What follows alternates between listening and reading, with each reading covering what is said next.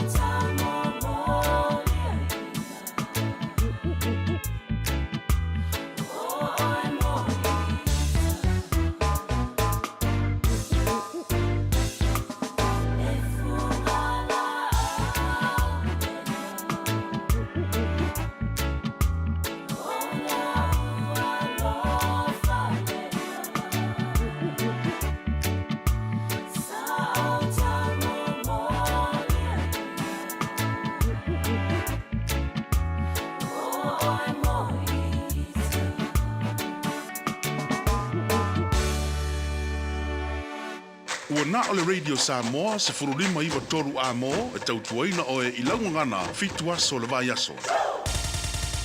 Usi mai alau whaafofonga o le whaapoponga fo ele nei o talafou mai Samoa. Awina sa mai mo oe e lau leiti o whalongolongo le Radio Samoa. Tasilima iwa tolu a mo. O tātou toi whenua i nei asa fōu whaatalofu elu tātou o tino o tala mai Samoa. O le whaitau ngalo i o le whainga pālonta le atunu o lo whaanga solo. O sui ai le whai unga le tu malo sa whatalua i le aso na nafi. Le asa mori mawina e 5 pālonta sa tu langa mua mua ai. Le sui tau vāo le whaatua i le tua sa moa utasi. I le whaitaunga mua mua e le ialo ia po o le provisional count. Ai tūlanga lua ai le sui tau vāo le vāenga e pui pui ai a te tau o tangata. O le mai o le whaitaunga aloa ia ma to e whaasa o nisi o wha maumaunga. A le ofisa o whainga pālota le ana mafu ai. Ona ave sea uma mai le laupapa i le taia o le asonga fua wha maumaunga. O pālota sa whatalua talu mai le asfareile na te nei. Ina ua tāpunia whale pālota. Na tūlai mai ai wa tūlanga mua pālota le fionga tu ia pua fuatongi pai le toa. E ono se lau 5 se furu. Ai tūlanga lua ai pālota e ono se lau 2 se furu varu. Ua maua le sui tau vāo le whaatua i le atua sa mo utasi. Le tō whātu pai Saimasi John Mathis. O le sa umia le no foa o se minstao le kāpeneta o le malo tausi, le fionga lau mati a Manu Rinko Purcell. E lua se lau valu se furu fitu pālota ua ia maua. Ma o le sui tau vāo le vāinga whaupufai o le Samoa o poto. O le sui tau vā tamaitai o le pāti o le Samoa Labour Party. Le ana tau vā i sāwhata lua le fionga to le afoa, Rosalia sa ngā lala Niumata, o ia maua le au whainga e lua sifuru valu pālota. O le whaitau ngā aloa ia lea na whaitau ai pālota mua, ma pālota whaapitoa mō lea i tū mālo. O nisi o whai unga wāloa ia nei le whaitau ngā aloa ia, o le tū mālo lea o a ana alofi numera lua, ua whiriwhiria mai ei le sunga ai ono Alec Egeroma, sa tau vai le vaenga whaupufai o le whaatuatua i le tua sa mo o tasi. E 5 se lau fast food fitu pālota ua manu malo ai lea sui tau vā, pito i ei pālota na maua le sunga ai ono tile ngafa, na tau aveina le nofoa o lea i tu malo, e wha se lau fitu se futolua na pālota. Tūlanga tolu pālota e se lau male iwa, ua maua e leisi sui tau vā le whaatuatua i le tua sa mo o tasi, le tō wha ape de unu moenga so whara. Ai tūlanga wha ai le sui tau vātu to tasi, le sunga ai ono tuala mea pelo frost, fitus furvalu pālota ua ia maua. O le sui tau vā ua manu malo i le nofoa ana lua, sa avea ma whaatonu sidi au au le sui fua malo loina, ai na wha mawai ina ua whiriwhiri e tau vā, i le whainga pālota telea Samoa au au. I le tasi o whai unga walo ia nei o le taunu unga o le whiriwhiringa lea whalea ta wha, le ua toi manu malo ai le tō wha i le ingoa matua ia ale vena ale, o le sui tau vā le vaenga wha upufai o le wha tua i le atua Samoa o tasi, i le afe lua se lau lua se furuono pālota ua ia maua. Ua pito i ai ia le sui sa tau vā, mo le vaenga wha upufai e pui pui a ia te tau tangata, le fio ngā pepe Christian Fruen, e ono se lau fitu se fururua pālota ua maua. Tūlanga tolu ai pālota e se lau fast furuiva, na maua le sui tau vā le Samoa o poto, le fionga ia mapu tafa ingata toi lolo. I le auli ai o le neia solua i lo tātou o tunuu o nisi o i tū malo pālota ua mai a fo i le whaitaunga aloa ia. O vaisinga no lua lea ua manu malo mai ai. Le sui tau vātu to tasi le tō wha motu o pua a seve heni a fereti papali. O ia maua pālota e whase lau maleiva. Tūnanga lua ai le sui tau vāo le whātua tua i le tua sa mo o tasi, le fionga tangaloa le lua tupou afa, e se lau ivas fultolu pālota o ia maua. Tūlanga tolu o le isi sui tau vāo le whātua tua i le tua sa mo o tasi, o sua le sa whaavai lilo, pālota o ia maua se lau ono sifuluono. Tūlanga wha le sui tau vāo le sa mo o ponto, o ia lea sa se e le tofi o lea i tū malo, ai o se min stao le malo tausi, le fionga valasi lua pito whanua to onga manga tā fito sele, pālota na ia maua se lau tolu sifuruma le 5. Tūlanga 5 ai le sui sa tau vā mo le vaenga e pui pui ai a te tau o tangata, alo popo se a fausa matawheo, e fitu sifuruono ana pālota. I vai maunga lua, walo ia nei le whaitaunga muli muli, le toi tūla i ai o le tō whāle na tai Victor Tamapua, I le no fo le tu malo I le au fa ingo palota ua ia maua e afe tolu se lau fast food tasi. O le sui tau vāo le whātua tua I le atua sa mo o tasi ua pito I ai, le fionga tama le tātai Mang Jensen, e valu se lau valu se fulu ono palota na ia maua. Ai o le sui tama I ta isa tau wafa tuto o tasi le no fo le vai maunga lua. Le fionga ni ua fo lau fau le ngongo pātu tāni elu, e valu se fulu fitu palota. O le nofoli tu malo palau li tolu le whaitau ngalo ia. Ua whiriwhiria I nei le sui tau vāo le whaatua tua I le atua sa mo watasi. Le fionga ai o lupo tea misa Tony ai o lupo. Ua ia maua le au whainga o palota e valu se lau se fulutasi. Pito atu I ai palota e lima se lau mo le lima. Na maua le sui tau vāo le vaenga e pui pui a ia te tau tangata. Le tō whale I tu wala pen her talavou mata la vea. Ai o le sui sa se e le tofi na tau vāi le fua. Ale sa moa ua poto, le tō whālanga ia ti ai tu au tufunga. Wana maua palota e fitu sifuru ma le lima. Mo le whiriwhiringa le tu malo le vai maunga whā. Wa alo ia nei le whiriwhiria le fionga lima cram tuala ulelei. Sa tau vai le fua le pāti wha au bufai e pui pui ai a te tau o tangata.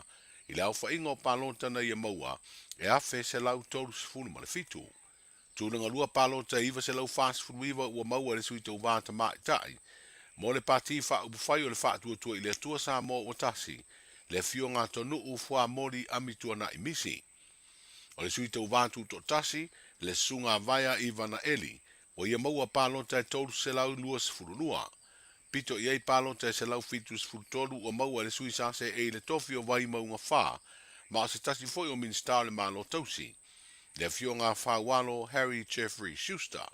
Ma palota e luas futasi na maua le sui tau vāo le vaenga wha upufai o le sā mo leipa, le fionga wha o le sā kato pau ainu u, o se tamali I sā se e fo I le na foa, o le tu malo le nei ini paia inga ua mawae. I le whaitau ngalo ia le tu malo whalea ta tolu wa toi whiriwhiri ai le tō whale ala I le pule rimoni a iafi, au wha ingo palota ua manu malo ai, e awhe wha se lau fitu sfuruono. Ai tūlanga lua palota e awhe ma le hiva sfurulua ua maua, e le sui tau vāo le whātua tua I le atua sa mo o tasi, le tō whāpāloa Louis Towers. O vai maunga tasi o whaamautu I le whaitau ngāloa ia le manu mālo le sui tau vā, o le whātua tua I le atua sa mo o tasi, le fionga pāunga te o matavu I tala le pāunga, o ia maua pālota e awhe lua se lau tōru fu tasi. O le sui sa se eira na fōle I tu mālo, le fionga sula manaia tuli au popu whetaya I tau ili tui vasa, o le sui tau vāo le pātia pui pui a ia te tau tangata, na ia maua pālota e awhe mari iwa sifuruono. O le sui sa tau vā mo le vaenga wha upufai o le sa mo o poto, le fionga whata ali I tofele milovane, fitu se lau valu sifuruono pālota na ia maua. Ile ma le sui tau vātu to tasi, o sa whai o sua sele, na ia maua pālota e lima se lau wha sifuruono. O vai maunga tolu walo ia nei le whiriwhiri o le sui tau vā le vaenga pui pui a ia te tau tangata, le fionga tei o li I seu fiti ai masu, palota o manu malo ai e awhe whase lau ono sfurulima. O le sa se e le tofi o se minsta fo I o le malo tausi, le fionga lau timu ia a fua le se va ai, ua tūlanga lua I le whiriwhiri ngā lei tu malo I le au wha inga e awhe tolu se lau tolu sfuruiva, palota ua ia maua. O le sui tau vā le whātua tua I le atua sa mo o tasi ua pito I ai, le sunga nonu la ulu William Mawia, e awhe mali iwa sfuruono palota ua ia maua, whapere sui tau vātu to tasi, le fionga siringa tusa lo sina ropati, na ia maua palota e se lau male lima. O le aso e te tau na maua I le tau nu unga o le whaitau ngalo ia mo nisi tu malo, o whapena o na maea, ma ua whaamautu fo I le au whainga o palota ua maua, e o lātou sui tau vā. O le ua whaeroa le komisina o whainga palota le fionga to le afuatu ia whelolo Alexander John Stanley. E mawhai ia ia inga le tūla fono whainga palota, o na molia se tangata e whaafwinga ruenga I le whaio se palota, pe a whaia tua ia ni ngai o inga wale tāna whengai ma le whaatino ina o na tiute. O le whinangalo le fionga ia to le afuana ia whaailoa I tusitala, ina ua whesiringia I mafua anga, o le le whaitauina I le pō le asfroile o mawai, o le au whai o palota mai ni whale palota se whai se vai. Le ana tau nuu le ofisa le tu mau o le ofisa le komisio whainga palota I tuana I mato pusa palota, ua loka whaata si ma pepa o lo I ai wha mau maunga, o le au whainga o palota. Na whatoa mawhai o na talai masiaki ma toe whaitau ia pusa palota. I le asongafua lea na amatai le whaitau ngaloa ia. E whai ku marunga whapenga mi sawa. Tau, karo si, alai ko kongo huli pe pai kongo pusa palota. Le whala pusa palota na lau fionga mo le whamamanga e whaitau la hita. Pusa le whaitau ni le whanga. Ioi, Kalo siya alay ko kung puso palo ko pe mamay fa makala nga liyo ka. Nala sila law yung ono le le may tawa sila sa mga o le lakte na ba o ile patinong nga ya mawa o le tala tu sa o la ba ia o tele na sa salon manuela tu patinong ngole o pa nga kalo sa sa as a commissioner la sa sila tu lang ale. I am concerned. O lo concern kele nga o ka whainga ruenga malo. Kele o ka ngaka ngi, ngai mga ka ngaka private sector, mo so soang. Le whamaun, kasi nga ka. Le ako kong whakingo nga ruenga ma le whamaun. Ia pauwan sa malo nga kakain me whale kong i-o, pole i-o. E mo li ala lo kulapa mo whainga pa. O stasio mata upuna fasiringi ia tu stala le komisina o whainga palota. O ni sui tau vāse to o whao le vāinga wha upu whai o le wha tua i le tua sa mo o matasi. Na o atu le isi le no whanga lo o whai ai le whaitaunga o pālo te le sa. A o isi nā ngā i le no whanga i tuana i mato i le asonga fua. Ia, o le sui kau gārenga sau le sa. Ia, le ngā maulu mai iang kau whi kwa whai kua, ma whai roi kura whonga, ma koe fo i kua musul muri. E se lare isu o le sui le ngā whai lukusi al whāselenga su mai e se wai surenga o mai e. Ki mo se mamamanga, e lenga mafongo i whafo o. Ia concern, lenga mai pe benga sa whaka, lenga tamai concern. Ia isoi concern lenga ko ngal benga sa whai leskonga. Lai whapeng kaka e se ia whai ngal benga, leo kaka umala ofisani. Saya lah siapa yang mau isi itu role fast ni saya apa mai lo pion kiri. Lenga kasel kaka lenga mga ofisai ya ngal whai lokus. Lenga ka me miska ka ko ngofa ko formal kit. Le fionga to le afuatu ia felolo Alexander John Stanley o le komisina o whainga palota. O tau fau sua uma pensini lo tātu o tanu mo le nei masina fau September. O leo a whae loa ele minsta o tupe o le malo tausi, le pa ua i o le tau o le pensini ma le karasini, a si tia le tau o le kiso po le tiso. E ui ina iaini suinga i tau o lea o loa mana o mia le lulangi. Ai ua whae loa ele minsta o tupe o le malo tausi, le fionga lauti mu ia a fōwe le se va ai se pepo whaasana longa whalau i tele, mai le mtanga aruenga o tupe le malo, o le a fia pēr le tau o le sua au ele i whaama maina, ma sua au ua mai o na whaama maa, e afu atu i fe ese a inga i tonu o le tunu o Ukraine, ma sa sa e tu tonu. O tau fōu nei o loa mo le masina lo naiva le nei tau sanga lua o lua lima, o le pensini o lua tā laiva iwa sene le lita, ai o le tau sa iai le masina o kuso, e tolu tālā ma le lua sene le lita. O le kiso ua tolu tālā se furu ono sene le lita whaatu se le taua o kuso, sa tolu tālā se furu tasi sene le lita. I le marakarasini o lona tau fou, e lua tālā ono se furu ono sene le lita. O lona tau sa iai le masino o kuso, e lua tālā ono se furu iwa sene i le lita. O tau nui o tātou lau whanua le au masi i le kapiliki e tamaitai a politi ma le motu o Torres Strait i Australia. I le wha moe whaia ni ana tā longa manisi au le kapiliki e tamaitai o le atano. O le ua wha ilo mai se pepo wha amtalanga o le asolulu o le nei vai aso. Le lātou tā longa mua e whaia i loto whanga. O na malanga i lea i sawa i mo nisi o lātou tā longa. O tolu tau sanga so o siampini lea au le kapiliki e tamaitai.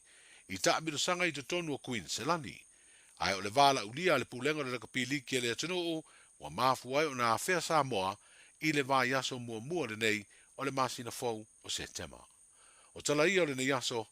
Hey, this is Shane Cameron. You're listening to Radio Samoa, 1593 AM. Hey, hey! Oh!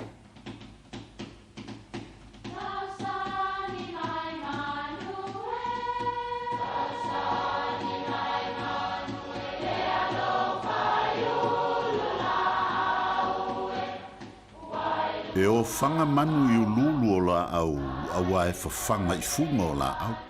A o le tangata, e whawhanga I upu matala. O le mawhileo o alanga upu mamuanga ngana Samoa maona whaapongai e a fua ilo na sio mianga. O lona lea sao I le whaatufunganga o le iloa whaale aso mai le tautua se ia o ina pule. O alanga upu mamuanga ngana ua lanto mamanuina le tō whamanino a Samoa mana tua foi e tau fitau muli le atunu. E a sipa le lamanga ai whano ai malolo ia pefa pea foi. E a sipa le lama ai ngase ai malolo.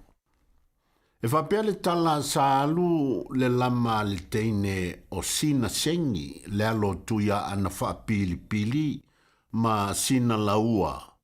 I ngā tai o whale lima o I sa whai ai le lama le nei. Whai mai e ese fi ngota na wha ngota I ai le teine peitai. Ina ua maalo le sulu o lana lama. Na vea lea ma mea na tō sina ma I ai lei a lele. Po o malolo. Na fele lei mai ai loa ma ngase pe whano uma I tu tonu o le waa. O I lana maua ai le upulu nei e a sipa le lama. O lona winga e ese fi ngota na mana o le teine e sulu mai ai tei ua tō sina se mai ai malolo ma mamate ai uma I tu tonu o le waa o le teine le ne o sina sengi. O upu e winga I se mea se na whaia e le isi tangata. Ai te ua a fia I fua isi tangata. Ua manatu ali I ua le manuia le mea ua tula I mai. Ua puapuanga tia lo tanto a inga I le sala taluai le pulea o lo watali. Ua taunu wai le upu e a sipa le lamanga e ngase ai malolo. E alo wantali I le angasala a ua takwalea umai matinga ina ilu tanto wainga. Ia manuia lau whasonga Samoa I le nei aso. 24 hours a day, 7 days a week, Radio Samoa streaming live on www.radiosamoa.co.nz. Look around!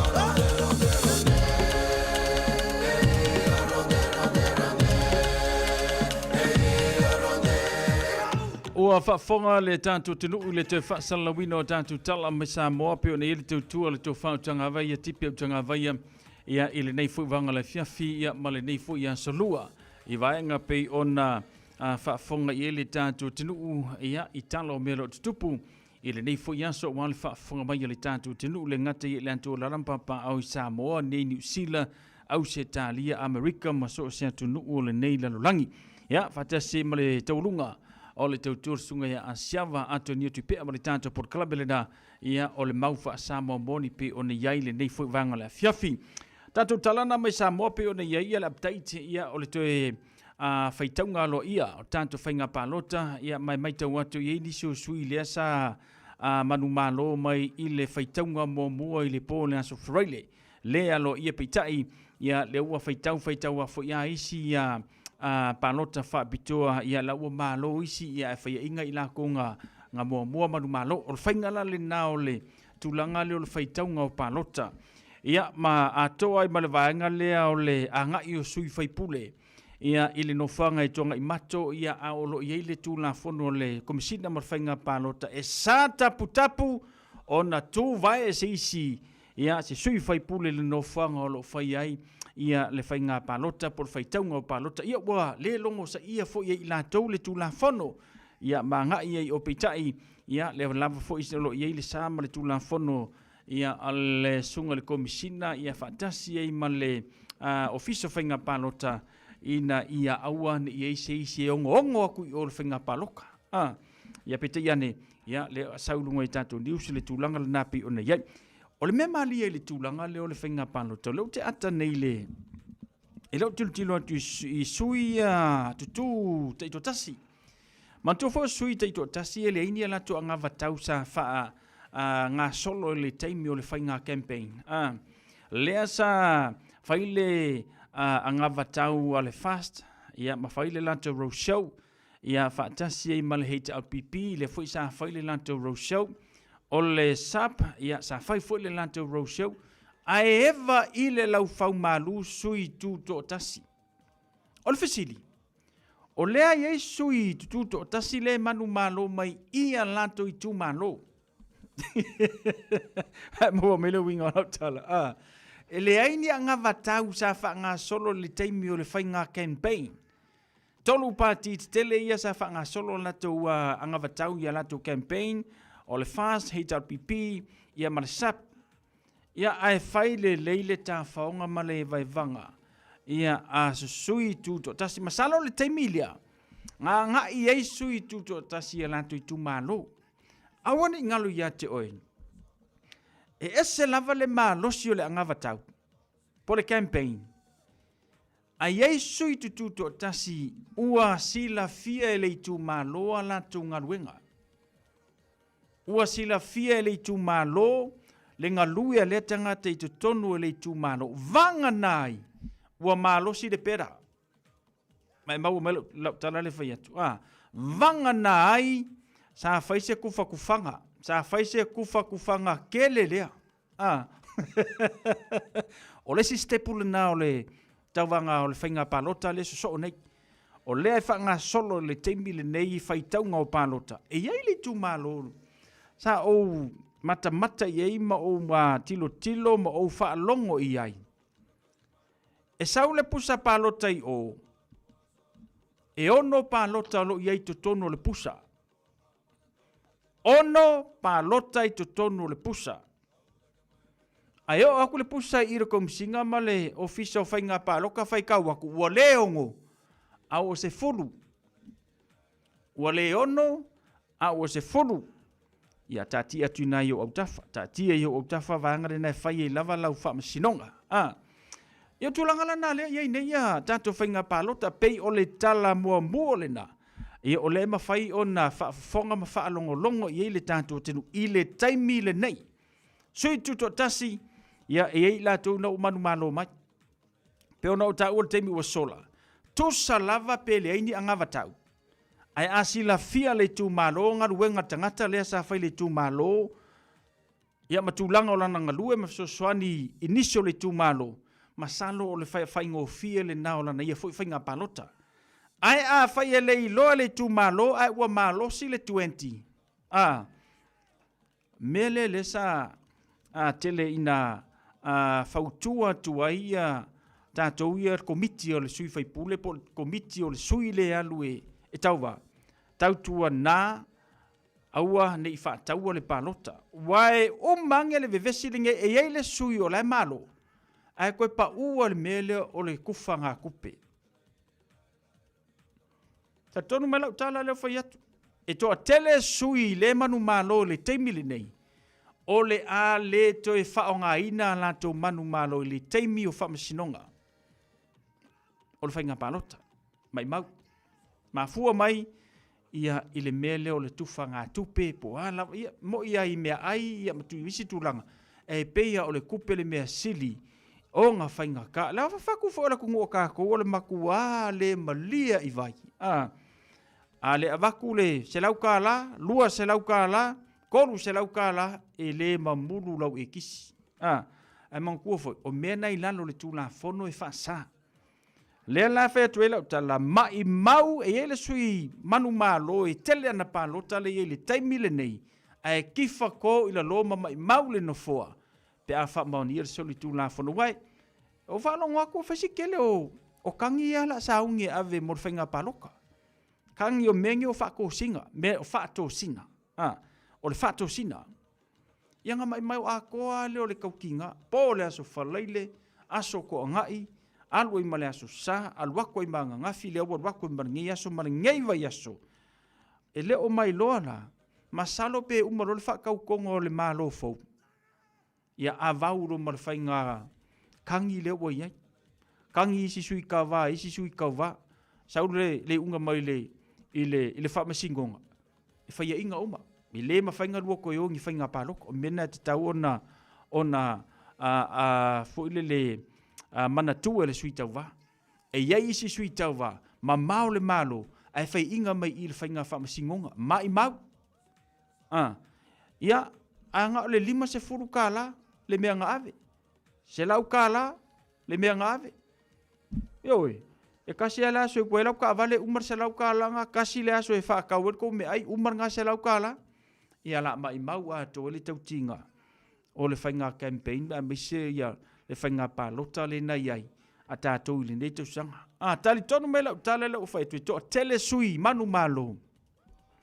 E koe ko o ulu whainga whamsingonga le la kako wala kui ai. Mantuan tatu tala noa an bono whai atu ana po. E tolu a vaenga. Vaenga mua mua, whamsingonga o le anga va o le sui tau va. Whakaka inga pe o me fole le wolevanga e va ingei. Ia alaki ngā inga simi sa mo e kausi le kumaro, e lau kungei e alu le paroka. Le wingala le nao o tūlangana se i whamsinonga mo mua, o le anga vaa, ia o le suitau vaa. Kako o role le aso le whainga pāloka. Le whainga pāloka. Ia, kako koe, vau fo i whamasingonga, ia kako whainga whako singa. O tūlangana le na, o le le tātou a whainga pālota ili. Nei teimi, au i la tau lea sa whaafonga mai le tātou telefon. E nisi la sa manu malo mai nisi tu malo. Ala ua toe pa u. Ina ua mai a whaitaunga alo ia. Ia pe o ne iele ni yasu. Ia e iei fo ia nisi la manu malo temile nei. Ia mantua la whanga solo al whaitaunga o whainga palota. Ia masalo pe iei fo nisi e to ulu le aso atai au a manu malo mai nisi. Whapena le alungo le whainga palota ma le whaitaunga o palota tātou o lo whanga solo. I le teimile nei ia male tautua a le Radio Samoa pe o nei le tanto proclame. A o le se antu le tanto tautua ia tanto whamarianga o le aso whanau. E nei ia tanto whaalinga whaapisinisi le wawa ia tule utunu mai tau i le isi tulea ia male whaafonga mai le tanto tenu. No winga taua telefoi le whaafonga mai le tanto tenu nei vaenga le nei ia mo lau sila fia ia o nei vaenga nei ia o tatua ngatu mole aso sao tama.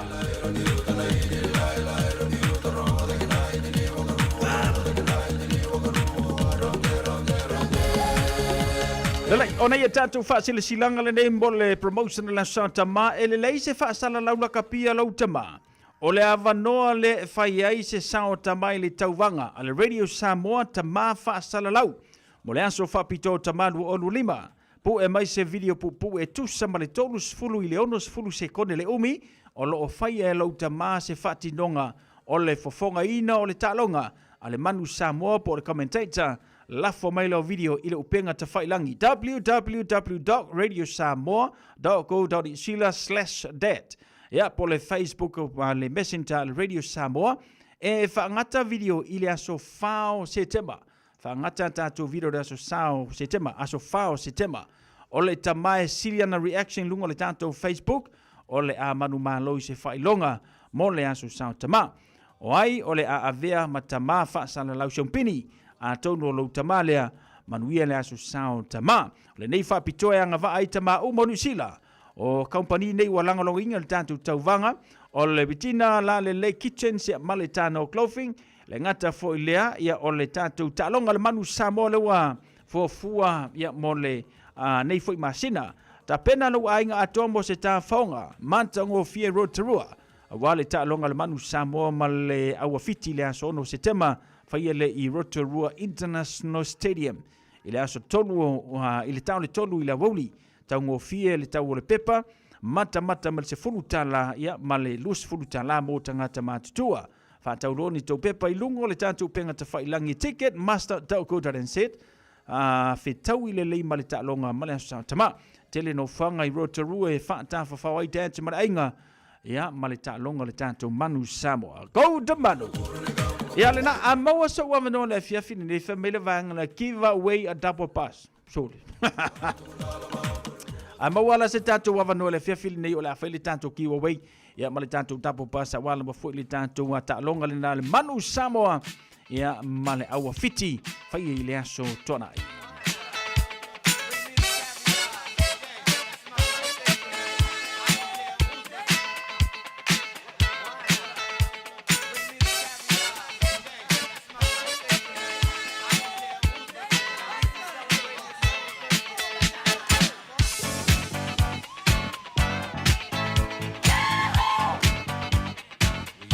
Tātou whamanianga la so whanau me la so soifua lewa tanu mai ele tātou porkalame. Tolu fitu tasi lima iwa tolu lau telefoni lewa tatana atu mo oe. Ia awale whamanianga la so whanau me la so soifua le nefu ia fiafi pia whapeo le so. Lawa so whanau na ewa lau mele e tau le tātou leina ua tatana atu tolu fitu tasi lima iwa tolu. Whaifua na whase mai lunga le tātou Facebook page po le tātou YouTube channel. Ia le Radio Samoa Sfilima iwa tolu. Amo le tātou emaili on air at radiosamoa.co.nz. Maua le le whamurianga na so whanau na so soifua. Tātou whamurianga lewa tanu mai e tau birthday greeting to Anastasia. Mātou te whamanuia te le atu le aso soifua mo taiana Anastasia e mani. Whawhetai le alofa malanga le leo le tua ina ua mawhai e oe o naulia mai lo 2 tausanga i le so. Le aso luo setema. Tu mau lau tene le lei mo winga tau sa fia to anga i le uni mai se le lotu mau si tai ya mam. Alofa anga mai lo ainga umalawa i Samoa au se tania whaapea fo i New Zealand. Alofa anga mai o mātua whaale anganga lewa ngongo tupuola matala le lei. Alofa anga mai o tuangane ia mo lato teito lua o uso Faith ma Margarita Lumina. Iti Malon Jetta Agnes Mali. Whaasilsile alofa anga mai lo tina ia saufa inga emani. Alofa le tua mawhua inisi tausanga se tele mo emanuitele lo waso whanau.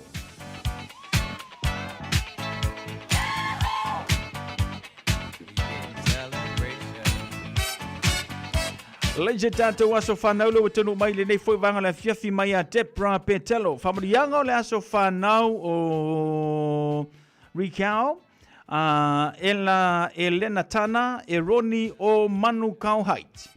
Vivi i whai ae o mātou loto i le nei tai ao o na ua mawhai o naulia mai e oile a te li i lo sifuru maritasi tausanga i le so. Whawhetai le tua i lana tausinga malana puipuinga wa e aulia mai e nei tausanga i tele. E ui na motu sia le lua mautanga ma siau ta mā, tano whai. Ono al maliu maleoti, mātou te tatalo i e whamaruia le atua ia te oe awale whenga iai ma awaonga. Mātou te alo lofa tele mo oe alo whaanga. Ia mo oe mai au ainga o mai Samoa ma New Zealand nei o aunties o uncles o cousins.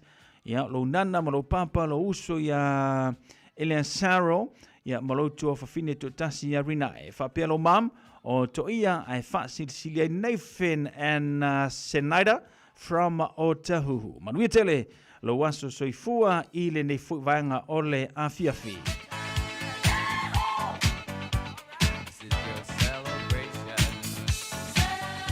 Leise tātou aso whanau le watanu mai e teau whamarianga le aso whanau luo Setema alofa e leu tulava.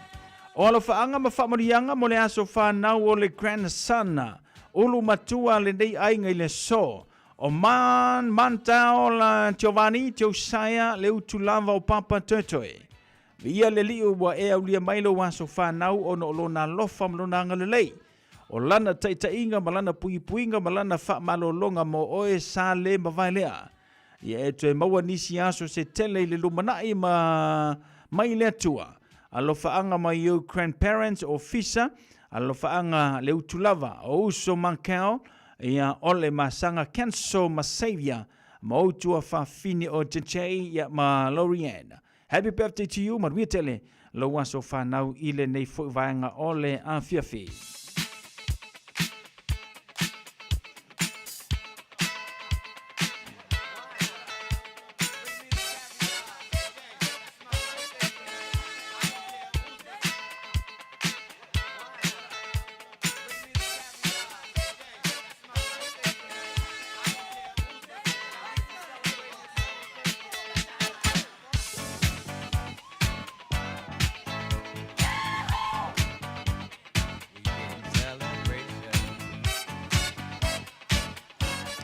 Ia na paulana ne tātou aso whanau maso soifua le watanu mai e tau le nei fuivanga la fiafi male tautua le Radio Samoa se furulima iwa tolu amo.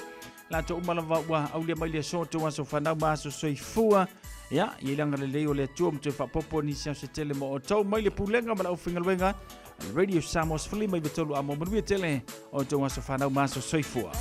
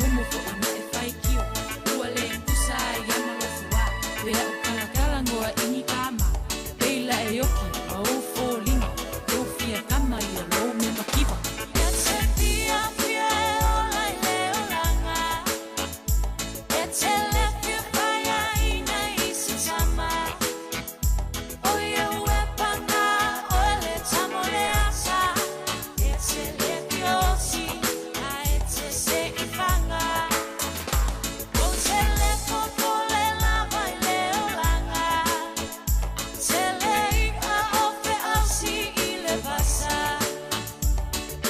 Te le manu pele lei o la mau O fia pele lei Kwa tasi maita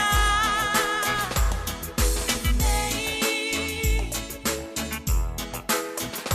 E te fia fia e ola i leo langa E te lefia whaia ina i si tama O ia ue panga o ele tamo le asa E te lefia osi a e te se i whanga Mai whawhiwhianga so whiwhloi mō tātou le nei whawanga le whiawhi e la ua aso whanau le ua misi atulunga le tātou Facebook page Sari Myra so whanau mai Myra Eddie Pereira whamanuia le aso whanau a Shona Talia Ronaldo Romeo Pereira a toa ailo na sifuru ma le whai le so ia o le aso le nei mai Brisbane i Ausitalia. Would like to happy 14th birthday to our son from Brisbane, Ausitalia.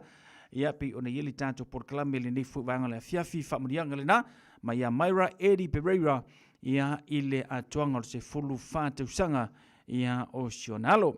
Ia pe ona yeli tanto por klame ma le tautua le Radio Samoa fulu lima i vatolu amo le nei fiafi fatalo fatu nive taua sa malo le se fu manuia Rufa Solia Lofi lua tele leota faataile faatasimai fatalo fatu le tanto por klame ia fale punawa Sanari tuinga mala ia le maua mai le tatu tautua titei siona malo se fu manuia Gregory Ioane fatalo fatu lunga le tatu YouTube channel le mafuta mai ai ulu lau pau fatalo fatu malo le se fu manuia le lua ave santu puola le mafuta mai ia se uso ia tai tai ka lo fauso mai kampai au se talia wo faisi pisi la kam tai alo fat si mai ta Steve mai kampai au se talia se fu manuia tas fa tai le fat si mai fa talo fatu ia papi ngasu tu funga le mafuta mai le ia fianfi papali i sina lim sen leo papali i pa ngamasandi o le tanto por clame ia ilunga le tanto YouTube channel Myra Eddie Pereira ia mlaso fa na o Sionalo lo atome le solo na sfurma le fa talo fatu la futali mau ma lor se fu manuia Robert Peterson fa tele fata si mai ala patiti ia allo fatu fa tele fata si mai Nika Tupai le ngata foi lea fa talo fatu ia Amelia Mikaele ia le mau mai le tanto por kalame ala patiti lo fanga solo pel faitau ngol tanto fainga palota masalo pe umana so faraili ia ole neva yaso fatalo fatu ia mauteo ilunga le tanto YouTube channel ma lo le sei fumo ia fa tele fatasimai ele tanto por kalame mal tu al Radio Samoa se fulima Eva tolu amo mai ala tanto pesele sina fa fonga bele tanto tenu tanto se lo lea ia tanto facile silanga fala wetele o le taina le tu la valu o le tanto por clame ia o le va filifilio Samoa pe o masanel tutua ia na tamali ia lo fipo le ngata foi lea ia o le sunga ia asiama tu pe atonio ia mai na tolo fa penao na fa tutia le tanto por clame ia se uso ia sao le malo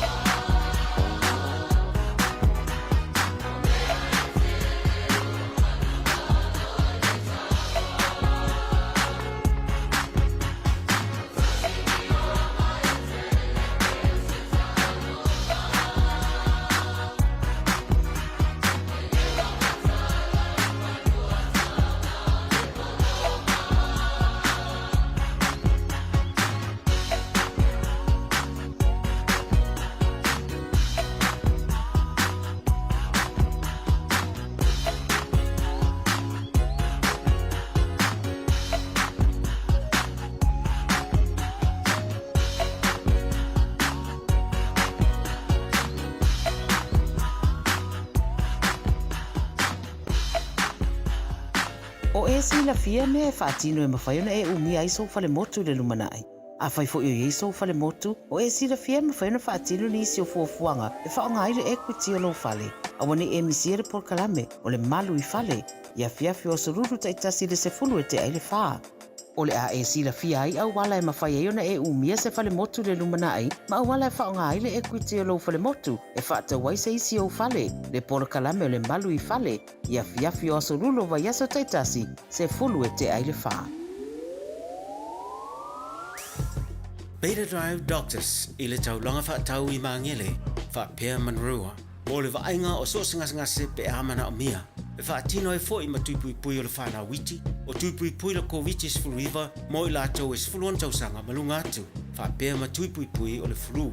Wala au telefoni, 255 iwa valu. Mo so wanoe whaatino ai nei au nanga. O fisa whama i maangele i taftafane o le McDonald. A manrewa i taftafane o le Whaletusi po le Public Library. Beta Drive Doctors Clinics. O mana o mie oe po se isi alo a inga se fisoso ani tau fe malanga inga mo New Zealand. I mata au po pe o le vaita mai no whanau po o ngaluenga. A whai o lau tali o le ioe, wala au loa Ken Fernieho o le Fern Immigration Services. E iaila na laisene, ma ua silia ma le se 15 tau sanga o lana tau tua. E toa tele tangata o fisoso ani iai Ken, I mata upu tau fe malanga inga. E au fia ai mata upu na o atu le tribunal, ma apili le minister. Tanga iane le mata o Facebook, ma le upenga te whailangi I moli mau. Mo nisi whamtalanga, wala au mai le Fern Immigration Services, ma tala noa ia Luisa, I le oiva, lua ono lua, tolu lua lima tolu. Lua ono lua, tolu lua lima tolu. Po le o lua tasi, tasi lima tasi, o lima. Avelo ainga tapo ia lelo faivolo marasa mo lanta longa mafiti le soro setema ile Rotorua International Stadium ile tolu le audi tango fie pepa o fales fulutala mo tamaiti a lo se fulu mo tangata matutua fata fa faulo ainga mo le susauta ma matapu ila marasa mo bawa pepa o fale ile ticketmaster.co.nz walango lango ina le talonga le Jimana Wholesale Autos e te maua ita vale tango fie fafsota ina iloa le afionga ya ngalu malemana tai ngalu malemana Jimana the answer is yes. Polynesian Spa, Herbert Rotorua Male Mountain Shade. Go Manu! Radio Samoa. Taslima Ivatolu. Amo.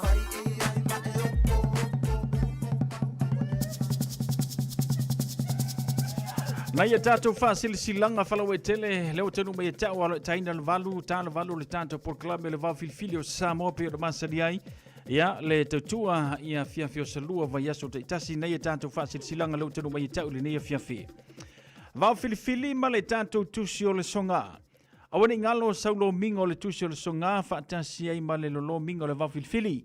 E mawai whaalupenga o Samoa I sisifo tutuila mamanua, o nisi o tala tu o Samoa o ala ngā upo le mata whaioi na mata I le whainga o le whaalavlave, pei o le whaapoiponga, maliu o sio singo a inga, fesila whainga o polo, si I whaaloalo whaalangingo I kalesia, ma le tele o le ngangana whaanolonga, fitus fulu tālalo na tau, na lo fisa lava le Radio Samoa I le tolu pā tolu ono Hopewell Avenue Manukau, e mawai, mo nisi whaamatalanga wala au le lua na lua ta silima I watolu, lua no lua ta silima I watolu pe tanga iane, I le shop Radio Samoa.co.nz te whai mai esau oka o a tātou tusina.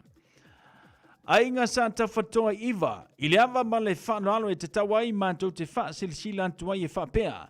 O iai se whina ngalo ta maa po suafo le tātou ainga sa ta whatoa iwa, la whaia le tātou whilo inga ma le talanoanga. A suli ma wheo I uma o ta whatoa moangu tuti a lulua I ali o iwa, I le aso se furma le lua se tema lua o lua lima. Whaia le I le lao ta whatoa iwa whaasale le anga I sawa I Samoa. E le itu la iwa I le tai au. Mātou te tatalo atu ai, ma vala au lia lo o tau pa ia ma lo o tau mamalu. E se so mai matala mai a ao tātou awai le aso tu upoina. A wale wha moi moi si o tātou ainga ia tau, ma wha le leia lo tātou loto I whale ma soala o pule ai. A tātou nofo po o tātou matai si o tātou ainga sa fuafuaina. Ma ole a le tau fia lava se whae unga le atasi e lo tātou ainga I lou le awai mai. Ma le wha lalo lava se nia le nei wha saralaunga, e suafo le ainga sa ta whatoa. Ta whatoa Waitalima, ta whatoa Angsa Tafaleti, ta whatoa Josefa Tafa Kesio, ta whatoa Laifa Lima, ta whatoa Fua Mai Tafa Mua Awa, Maisi Suli, o le ainga sa ta whatoa lo no nofo I le ainga, Mo nisi whamatalanga e fia malamlama atili ai whamalmole, whaafeso tai mai tā whatoa fua mai. Fua mai tā whamua awa po esta tō whilau te vanga. Tā whatoa fua mai le o luatasi, o valulima, o iwa lima. Esta tō whilau i le o luatasi, o lua iwa, o lua iwa, lua ono fitu o. O luatasi, o lua iwa, lua ono fitu o whaafetai lava. Tama whanau a sau. Tulau Samoa lau whaafonga anga ai ile awa ma le whaanoalo e whaasilsila tuai i le mafutanga tama whanau a sau i New Zealand nei. O le awhaia le tātou whono i le aso tona i nei a sono masina iwa lu o lima i le tuatusi masani tasi lima Bears Row i Otara mai le tau le tolu i le fitu i le afiafi. Ta talo atua i le awa tele i tama whanau umo le tātou nuu ina ia tala mai a ao a fifio mai tātou mafuta ia ma feilua i awa lava le atina ina ma le tau mawhainga o le tātou maftanga. Whaamalmole whaamanatuatu sau restala ma sau plate awa se tātou whaamalustino. Whaamoimoi le lofa malanga le leo le tua ia tātou waulia le nāso whaaftai o le laulau o lo sainia le tātou whaasila silanga le na i le nei fuwanga o le a fiafi. Pe yalan al pauna tatu fasil silanga le wa tanu mai tau ya awala fo ile tautua le radio Samoa se furulima iwa tolu amo male tatu por kalame pe ona masaniai fa talo fatu ya sami to fayondo le mafuta mai malo se fumaruia ya alofa mai sini le mafuta mai sini au sitania alofa tu sani to fayondo fa taile fa tasimai fa tai fo ya le longingo le tatu por kalame mesele tautua le radio Samoa se furulima iwa tolu amo male tato por kalame ile nei fuwanga ole a fiafi na minute ia ona se ele ole tato por kalame le tautua ia na itama fo ipe oni ile tato por kalame male tautua o le vau filifili ia pi ona masenia ia fiafi aso lua o vai aso te tasi ia wana ba fo le fafonga mai le tato tinu ina ua te fitu minute ona talea o le tula e valu.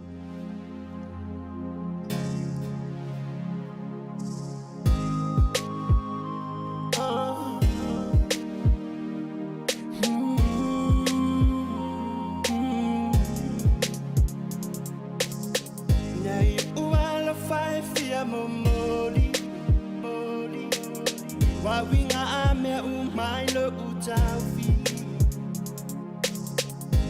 Ite ian le tala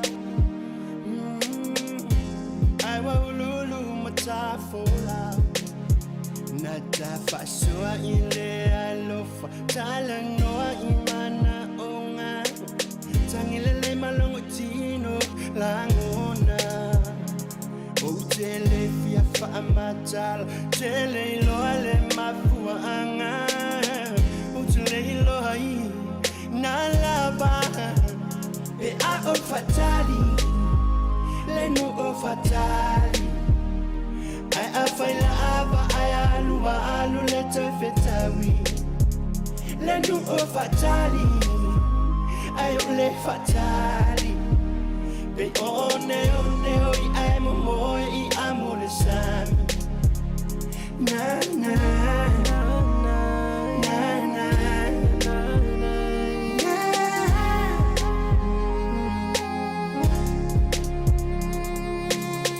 Yeah baby you're staying on my mind all day I'm still waiting for a phone call one day I just wanna know ya, baby just show ya what kind of love I can always give I waited so long for you, baby you're making me wait all day Ain't no other girl that I want You're just you and me right from the start Just one chance to be your man Yeah, yeah, yeah To be your man I am fatali Le no o fatali I faila ava I alu le te fetawi Le no o fatali I le fatali Be one oi ai mo I amo le sami Na na Na na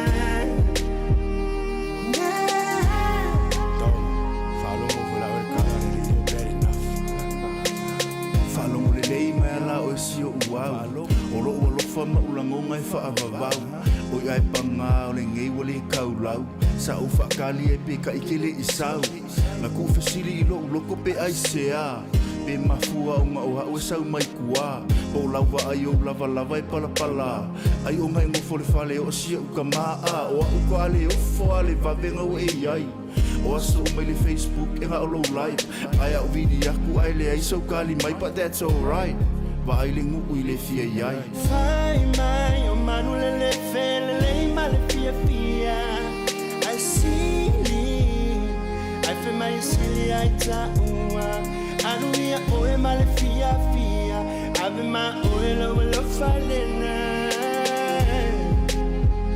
Pawola utalo ya imanuia Be a o fatali o fatali Ai a faila ava ai alu le toi fetali Le du o fatali Ai o le fatali Be one hoi ai mo moi amo le san Be a o fatali Le du o fatali Ai a faila ava ai alu le toi fetali Le du o fatali Ai o le fatali Be one hoi ai mo moi amo le sami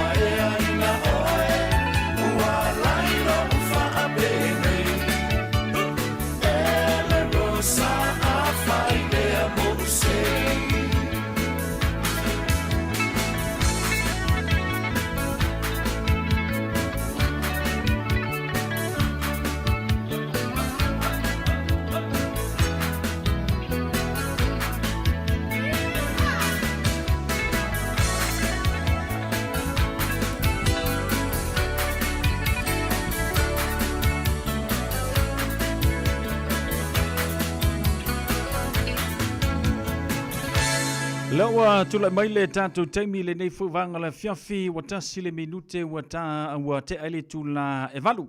Ya, pe ona failo antu le taimi wa sola o le tau le valu o le tatu por kalame pe ona masani le tatu tinu. Ya, a mise le tautua na itamalo fa pena fo iona fa tautai le tatu por kalame na itamali. Ya, o le tatu tinu pe ona masani fo le latu tautua ma le vau filifili o Samoa. Ya, pe ona masani ai.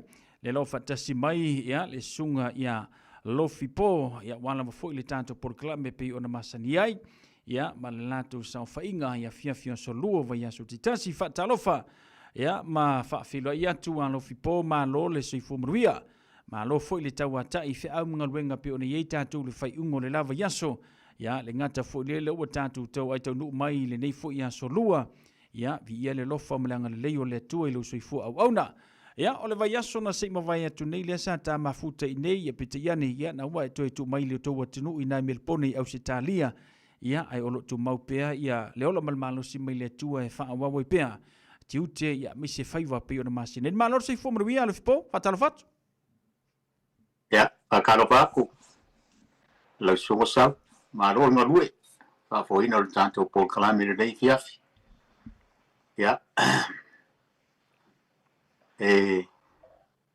alo se fomu ia langi mama ya fa pe fo ia fa fomu mai o tatu o tulu pe o ma wopo lava mai e tui pe apere o le tau fa tali atu ia tui pe ia le ngata fo leo sao malo ia masalo ele kale varu ia tunu ia sao ma tui pe lo fipo ya o se au le malo sa ma fero yang ngai mo le lava mai ono ti tem fe au manga wenga foi sina tuai ona manava ya ele mo mas fadinga sa mole to farm to ya tu pe po salo ai opisi atu pe el palota pe a lo fipo ni taimi ya ai po ko su e po fer fal palo kala ko mal palo ko ya se me fa kala ku ku pe a lo po palo ka yu ko fal mai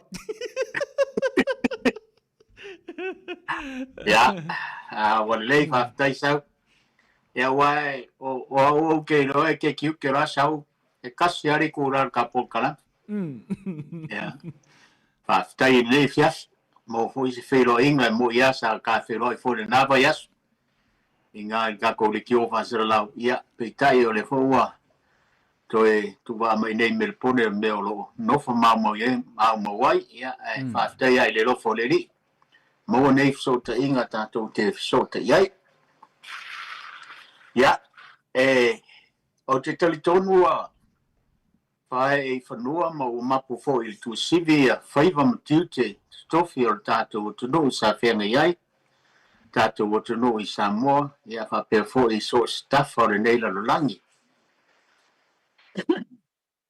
ya talitonu fo i mato manatu tato te io e fatasi le rofa mata lasi ma le poro fa so soa le tu so i fua i lo to so i fua lau le lei ia fa per fu mato wola ia peita ia o le pi ompi ama se i polo le atu a le anga o wale tato por kalame o le vau filifili o Samoa le dei fiafi ia o te mua ia fea u fanua o le tala le lei a wa feo i le langi o lo fa fale le malu o wale fe au o le tala le lei ia fa talo fat ma le nga fa alo i lo to i tu papa ia ya o te fa tu lo tu fo i o pa ia Samoa wa ta oto i langa tonu wa uma o tu la po i la ia stasi na to ya sea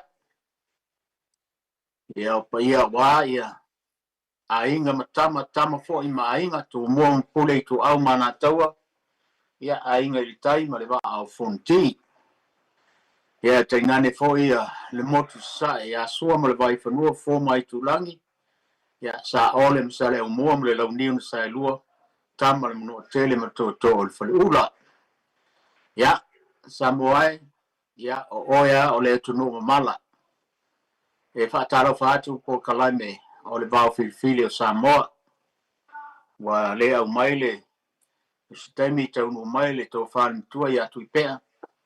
Ia, o lo whengai fōi talainga ia se ao ma fuafuanga mga aluenga le nei. Afi ia o mātou lo whātautai o le tātou Polkalame o le vāo Filifili o Samoa. Ai lo mātou tari tonunga e le to e lave le fue lafo o Samoa. O pa ia mai sawa mwhitiuta.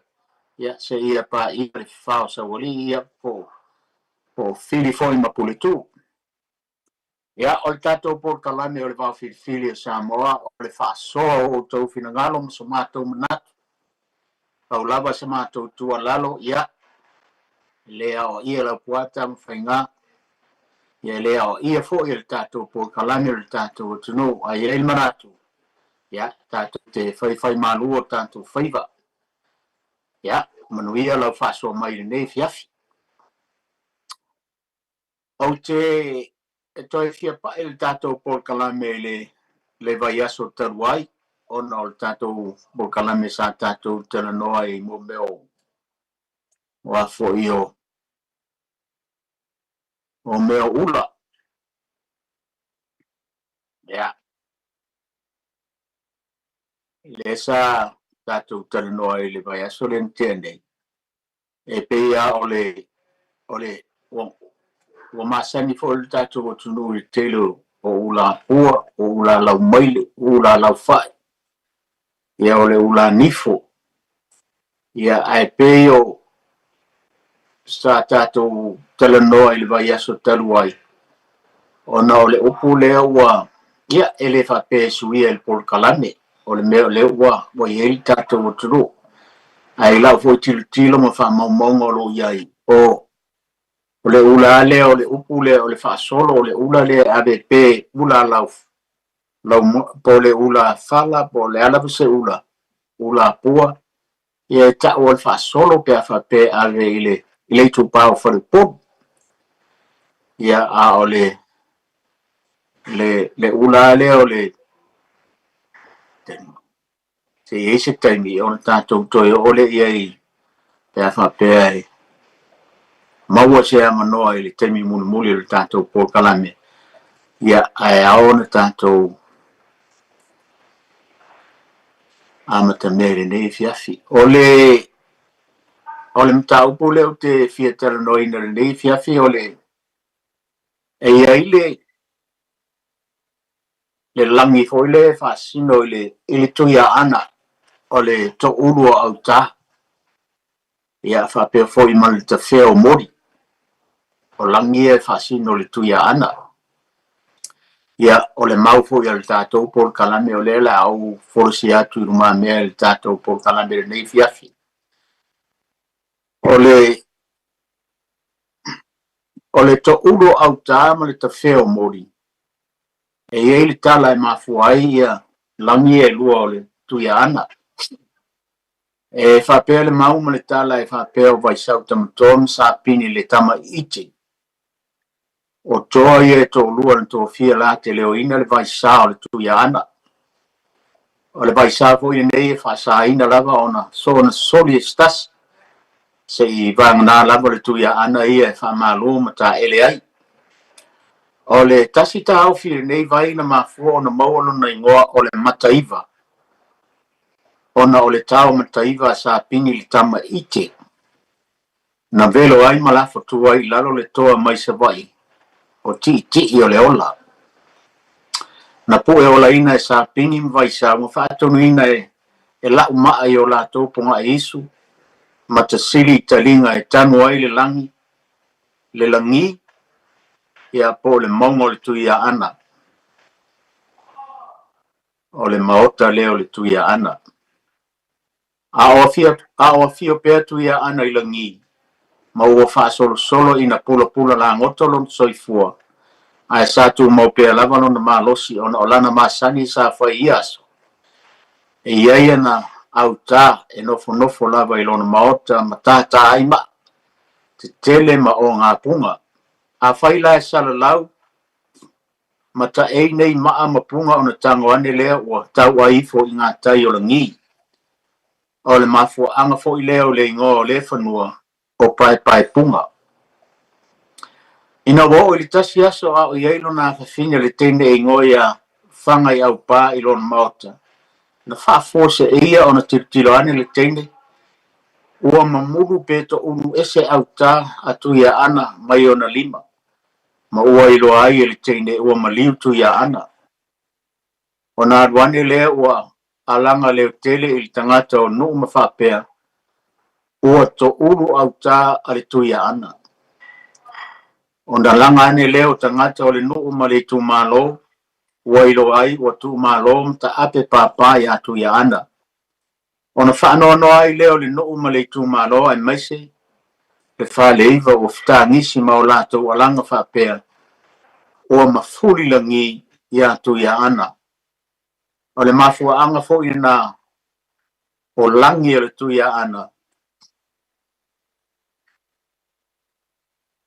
O le to uro au tā ma le mafuri o langi. Ia, tasi ni mea e au pea ona sila fia e le tunu. O le upu o lo whaonga ina o le langi. E le o le langi runga e pea ona tā o fia inisi. Ai o le sao o le langi po le maunga o lo i eil maota o tu ia ana. Lea e wha tau i eile upu lea o lo na winga ua mafuri le ele ua tu maa lo le tu ia ana. Ina ua tu maa lo tu ia ana ona sui tu ia ana le vangongo. Ona sui tu langa loa leo whato afe pule me lei le pāpā le tu ia ana. Mai tasi le ta afe, tasi fo lea maue se ese alu tātou tudu. Le lava no whaiatu marua i upo le tātou po kalame i le vai aso ma le vai aso. Ia a whai fo i rise mau ia e awan tātou whasoa. Sa fio le neitu ia ana whato afe pule me lei maota i le ngi. Ele i umisino fo inga le neitu ia ana e tu malo na tua o ia. O tu ia ana whato afe pule me lei. O ia o stangata mtua ai sa umi lava lona malosi. Ona sa tausi le le i lona soifua i me wha malosi ai lona tido. O le masani le nei li e uspo lava i le vai e au awai i aso uma ma ave ana moli e sapo sapo. E wha malosi ai ona lima po ona au. Na o ili tasi aso o tilo tangata i le vai o mataiva. O ta whea ane i tai i le sami i a moli e le li o mali o ia. O le ale na o mafuai le isi, langi re tu ia ana, o le tawhea o mori. Ina watu malo ia tu ia ana whaatoa fe pule me lei o na solo le ma tu ia ana vai ma. Tu ia ana sangate mua mua. Tu ia ana le panga tele. Tu ia ana sangate le lua. O tu ia ana sangate le lua le ana whea ngai mer vai taimer tamale langi. Ona ba tau leo tu ia ana sangate le lua ma tamale langi. Ona tango au leo tamale langi ia na whanua le na manu malo ai. Ai to ilalo sangate le lua. Ona ave ai leo pāpā le tu ia ana i sawai. E na whanua. Ai tu ia ile ala whale i sifo langi. I leo nu moenga i umai i ai pāpā. Sa tango au fo ingato ai tele ia na whanua i rāwā mali toa. Ona malo fo i leo na whanua ma ave pāpā o ngato ai tele i sawai. Whai mai li tala. Na ngase mali toa whai ngā o na ani lea o na whanua. Se i ona tāra sia o na mai. O ni saule o na whanua i maria i le meo i ai mali toa whai ngā. Ma whai ei tāru sanga i ai o na toe manuia le li. Ona avane leo le wha ausi a na whanua. Ona tu atu lea e na whanua i a mali toa. E ai ma ia mafu ai tu le niu ma ia. Ai tango mali e toa ai uma mainu. Ma le niu. Ona le fi ai leo na whanua. Ona whapea leo na whanua. O lea e le winga o le mea. Ai whapea atu ngato i tele. O mali e toa whai ngā. Mamalie. O whaapolonga ta ua mtu sa mau. O le ala au leo na whanua ngato i tele.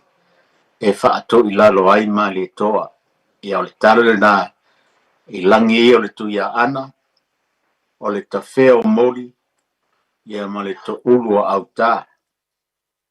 Stasi o tala e au fo i ono whaita watu o wari whaafonga mai o le tātou o tuno. O le tala le mawa ile upu fo lea ua whaitau se tutuila ma ape.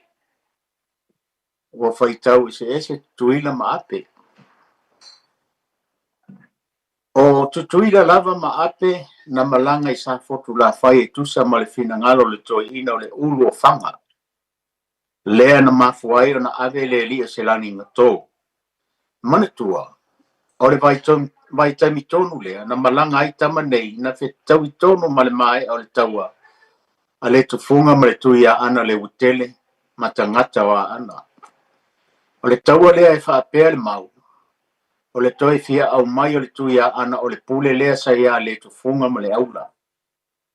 O le tama lea o se lani ngato, na toi si whaarua ai, le fale tautua tutuila ma ape, i sa fata, i le teine o vai tamasoali. Ai no wa mai vai tamasoali, ona solai leo se lani ngato, ia ana o longo ia tutuila ma ape le mea o tupu. Ona fai atu leo se langi ngato ia tutuila ma ape e fai tau ia masina. A fai e ato le iwa masina ona o le au mai le pepe, peitai. E o atu sa fata e le i whanau. E fai ane tangata o le no. O le nā se le rua fai tau. Le ma fuai le upu lea. Ua fai tau ese tutuila ma ape.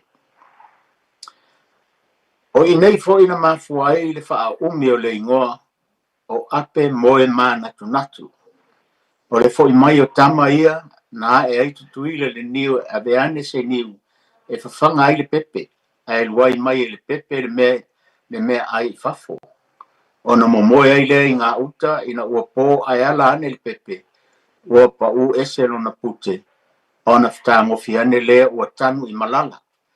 Lea i mafu ai stasio ele, o tanu malala. O inei fo ina fito a mau ai le ingo le nu o le umoengu. Ai sa ingo lava o le malai o le vavau. Na mafua o na fai iane alipia ilo na afine. E aluane sa uni mateu se moenga o le pepe. A tau nuane tuila ma ape, ma le pepe.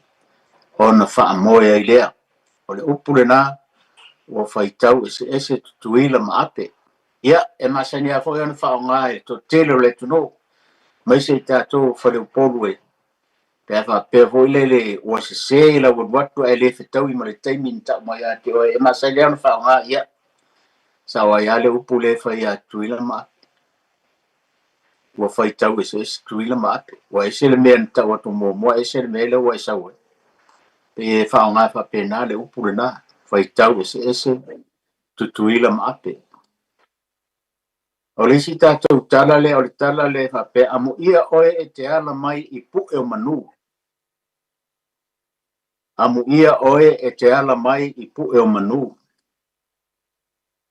E ese ta aufi ma mau e winga i le taletu o le tunu. Ai o le whaanaunanga o ia mau e aunga lava i le mea tasi. Ai o le mau o le tātou por kalame e whapea. O le tala le nei e winga i le Feilo inga a li ia o li ama naia manonu mai feli. O li ama naia nalu na moenga i fale alili le afine o tui Samoa. Le tene o matangi tau subu, a e fitau iai, manonu mai feli i toa vau. I fale alili ma le lilo il mafau o li ama naia. O lea fo e tu le nganga o nonu mai feli ia di tupu li tua fine o li ama naia. Ona toi fo i leo li a manaia, ai toi fitau i fo i manonu mai fele i uta o tua vau. Lava lea e tasi. O fo i ane leo moenga anonu mai fele, sa au moe i a le tupu le tua fine o li a manaia. Lea lae mawaile upu ma le faitau o le tunu e whapea. O le fetaia ina nai le tua vau. A li a manaia, manonu mai fele. E fia leisi. Ai whaanoa noa leisi. Lela o mawai fo i male faitau e whaapea ali a manaia i anonu mai fele. E whaapea amu ia oe e te ala mai pu e o manu. O lono winga. Ua fia nonu mai fele ua talia lana au moenga. Ai le fia ai li a manaia. Ina ua le talia. Le fia ai nonu mai fele. Ma fo anga fo i le ua ala fia ai nonu mai fele i pu e o manuia. O wha o pu e o manu. E masani on tautalungia i la unga atu la whale le upu. O tātou feilo ai i pu e o manu. Ai leo pu e o mala. i se feiloaʻiga. O le isi i tatou o le o faitauatua na i upu e maua mai mo meo seu galupe. Ia manatua foʻi o le taʻaloga lea tupu ma tamaliʻi o le tatou atunuu i aso o mavae ua lē o toe faia i nei vaitau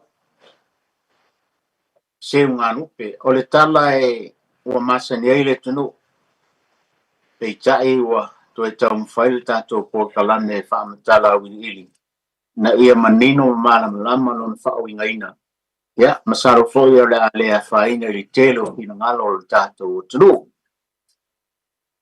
O le tala i le seugalupe e tamaliʻi auā o le seuga lea sa masani ai tamaliʻi o le atunuu i aso o mavae ia po o le faiva o seugalupe e iai le manutagi e ai le manualii o le manu o le vea o le tavae o le gogo ma isi manulele o le sami.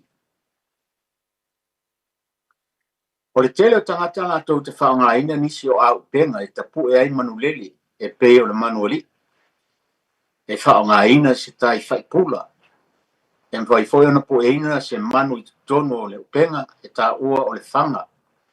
O lenei upega e faavanoaina le pito i luga ina ia mafai ona faatosina mai ai se manu e pei o le manutagi. Ia po o le faaaogāina foʻi o se aufaga ma se ū. O le tele o tagata latou te faaaogāina se tia ua uma ona fausia le togavao atoa ma ona faapologa i le lafi ai tagata. O lenei faiga e faapito lava i le manu lenei o le lupe ma le magawaʻi tele o le a tamamai o tagata Samoa i lenei faiva o le seuga manu i tele o tausaga ua vae. O le tele o tagata i nei aso ua latou faaaogāina aupega faanei ona pō i nei foʻi iai tia seu e faaaogāina ai o tia seu o se faaputuga o maa e fatufatu agaʻi luga ia maua le maualuga e manaʻomia e se tagata seu. E lē mamao tele le isi tia mai le isi tia ao foʻi ina savali le seulupe i le isi tia e ifoifo i lalo toe aʻeaʻe i luga. Ma o lea gaioiga e faisi umi o le taimi ae e mafai e le isi seulupe ona talanoa atu le isi seulupe e mafai foʻi ona lagona mai o le mea lenā e iai le upu e fai ai e ui ina pipiʻi pe latalata le tia i le isi tia ae mamao lona savaliga lea e maua ai le upu e pipiʻi tia ae mamao ala. E tele manoanoaʻi lona faaaogāina o lenei upu e le tele o tulafale e pei o lenei e ui lava i le faigofia o auala e feoaʻi ai ae le iloa lava faalavelave tupu faafuaseʻi ia pe faapea foʻi e ui lava e faapea e latalata mai lo matou fale e faisi umi o savavali. O le upu o le isi foʻi upu e mau mai seugalupe o le fetuutuunaʻi muniao fetuutuunaʻi muniao e tele mea e faaaogā e tagata seu e iai lona pulou ua taʻua o le muniao e le laga i le launiu po le pulou faataumata e manatua foʻi ao i le seulupe e pei o le tala i aso o mavae o le aogā le pulou lea o le ufiufi ai o mata o le tagata seulupe ina ia aua neʻi iloa mai e lupe ona toe sosola lea ma i nei foʻi lea e maua ai le upu a le atunuu o le fetuutuunaʻi muniao. Fetuutuunaʻi muniao o lona uiga ia fetuutuunaʻi i le pulou lea ua faaaogāina le taimi o le faatau atu lafale pei ona nei o lea ua maea ona fetuutuunaʻi muniao e le sipaloa ma le faatau o le faleupolu o aʻu lea o le a faaleaga tonuina o le tatou taeao o lona uiga sa silasila totoʻa ia le saofaʻiga o le faleupolu po tulafale ina ia maua se matai e lauga.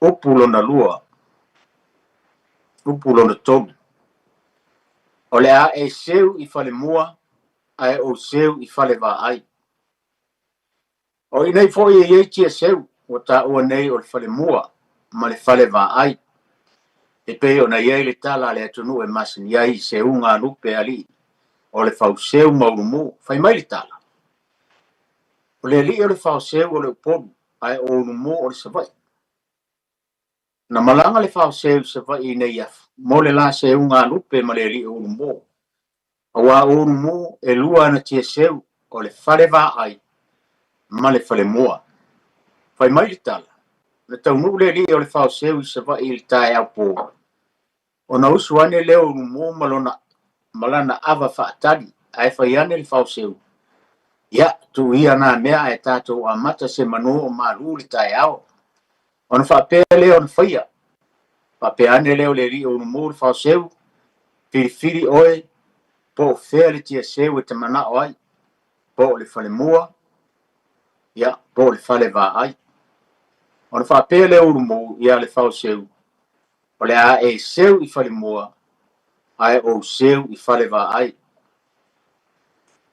o le upu le mawhai ona e whaongaina le taimi o le whaatau o tu la fale ona e whapea lea whaafitai atu lau tō whara po o lea sa e seu nei I fale mua a wale whitalainga I taimi o sola ai tapu o maia se o seu I fale va ai se sa ili sa ngafo o fale a maua ona pale atu lea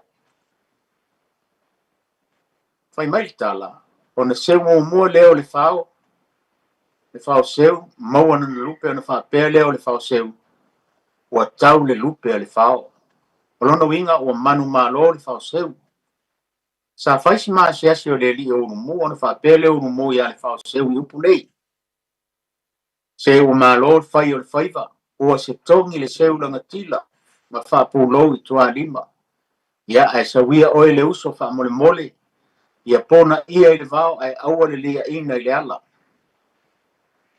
o le whanau le li o urumu ua ia whaafitai le fao seu ona ua ia manu malo I seunga whaamau lalo ai fo I urumu ia le fao seu ina ia na tia nona maasiasi le tonga vao ai ia aua nei whaalia I le ala e mawhai ona e whaavivi ai ni whaalolonga e whaapea lea e momoli atu le nganga whaafitai ina nai tu le ainga ia whaalolonga malo au o manatua ai I lo loto le upo urumu ia le fao seu ina ua e malo le seu ngā lupe fai mai urumu ia le fao seu se ua malo le fai o le faiva o se tongi le seu langa tila ma whapulou le tua lima ia e sawia o le uso wha mole mole ia pona ia I le vao ai aua ne ilia ina I le ala e wha pe nā se langona o le nei a inga o le a fo I tau whainga vai a inga ia e afi o atu e le wha malia ina lau sila ia mātou te wha malia atu ia nā tia lava I le vao ai aua ne ilia ina I le ala so mātou vai inga upu lona wha ua vai lupe maua ai ua le vai lupe sa a i nei fo e maua I le upu ua vai lupe maua ai ua le vai lupe sa a o le upu e maua mai I tua ainga o lupe o le lupe vai lanu mumu ma le lupe vai tua efu o le lupe lea mumu o lupe ia e mana o mia le au seu ai le mana o mia lupe vai tua efu ona I pa e o le mele na e maua loa lupe mumu ona fia loa lea ai a maua le lupe vai tua efu ona le fia loa lea o lona winga ua fei loa I le oli ai ua le fei loa I le whaanoa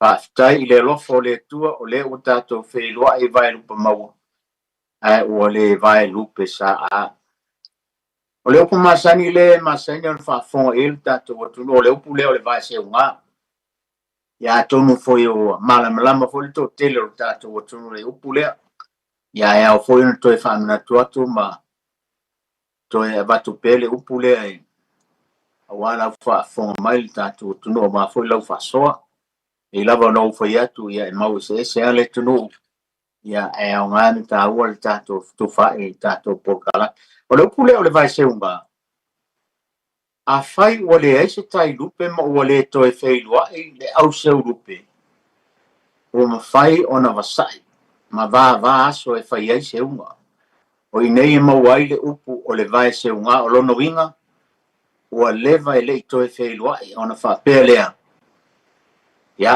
lofipō faafetai o tatou toe feiluaʻi ua vae seugā lava tatou te lē o toe mafuta se ilonga lava o ni fonutaga fatoa tatou feiloaʻi ae faafetai le tua lenā lava e maua lo soifua manuia ia ona ai upu ia o le tatou polokalame lenei e fiafi auā lau faasoa mai Samoa afai foi ua le ase pati ua sala e sau faafofoga mai le tauga malia e lau faafofoga Samoa ia pea ona ufai atu e o le tatou polokalame tatou te tufaʻi ae o le se o koe kiki laku mea ula ia le aga faamalūlū atu ua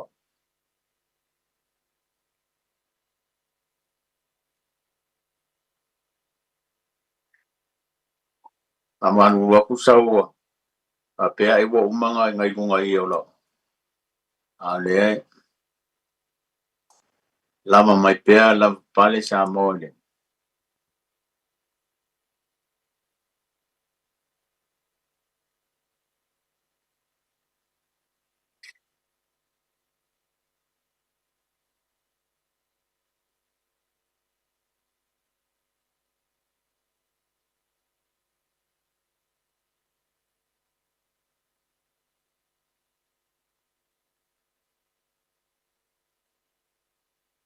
tau ke iska ko pese nga se kau break up oile mele ma mole ya mana ala tata pese lea yo na tu se maile yo le tapo klame a lo fipo le nevanga la fiafi ya fa tai tai la sa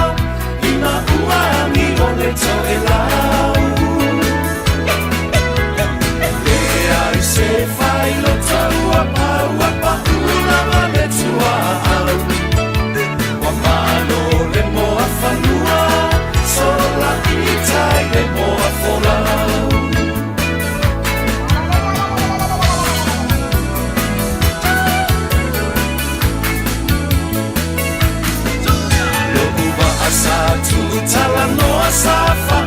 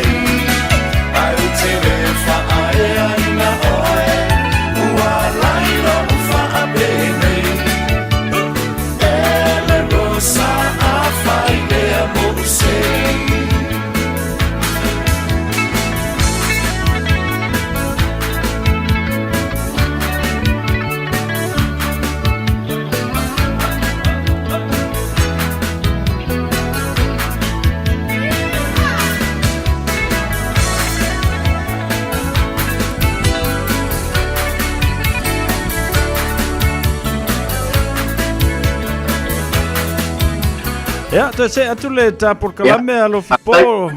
Tai tau. Ia le auto e mo tato por kalame. Ai e famulmuli e famtalanga ia tato uno Samoa a lewo ko kilo ko vai ka wo le tau tato wo iai. O meo nisi o tō whinga o tupu ma tupu te mali o le tunu.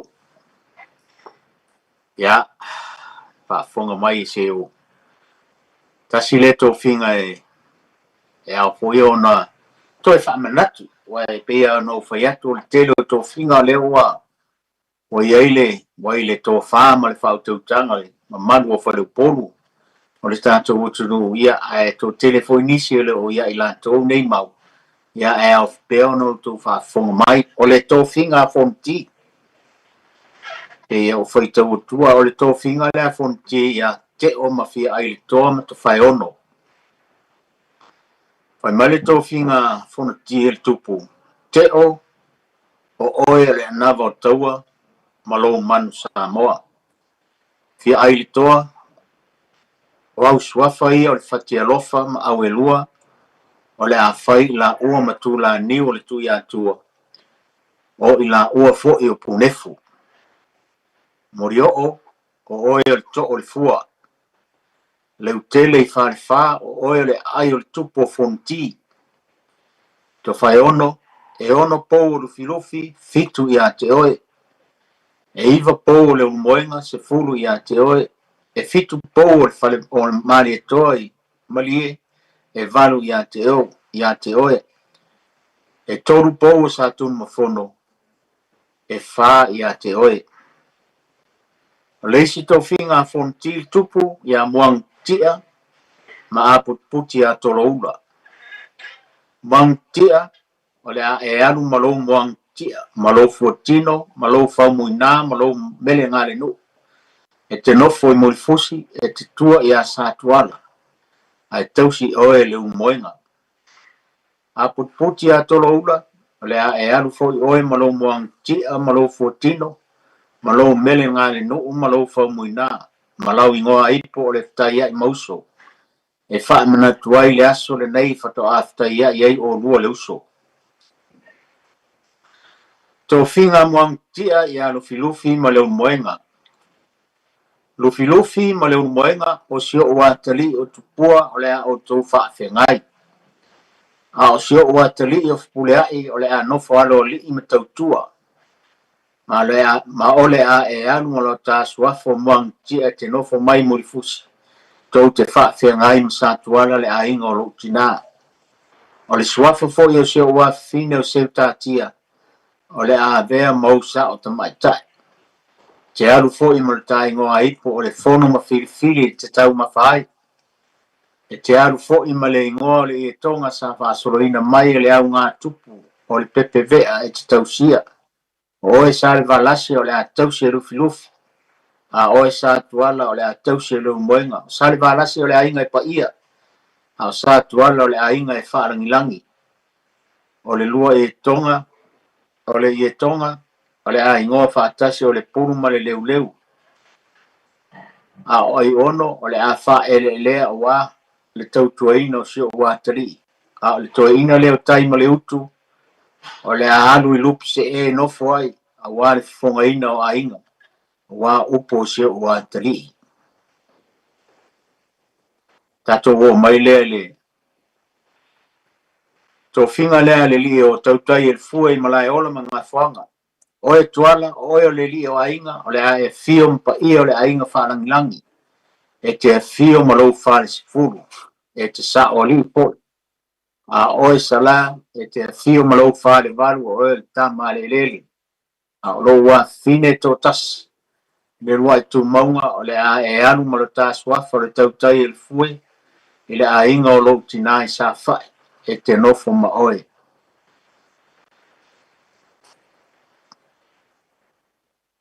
Tō whinga lea lali lana whanau leo, sa le wangongo ma sausi.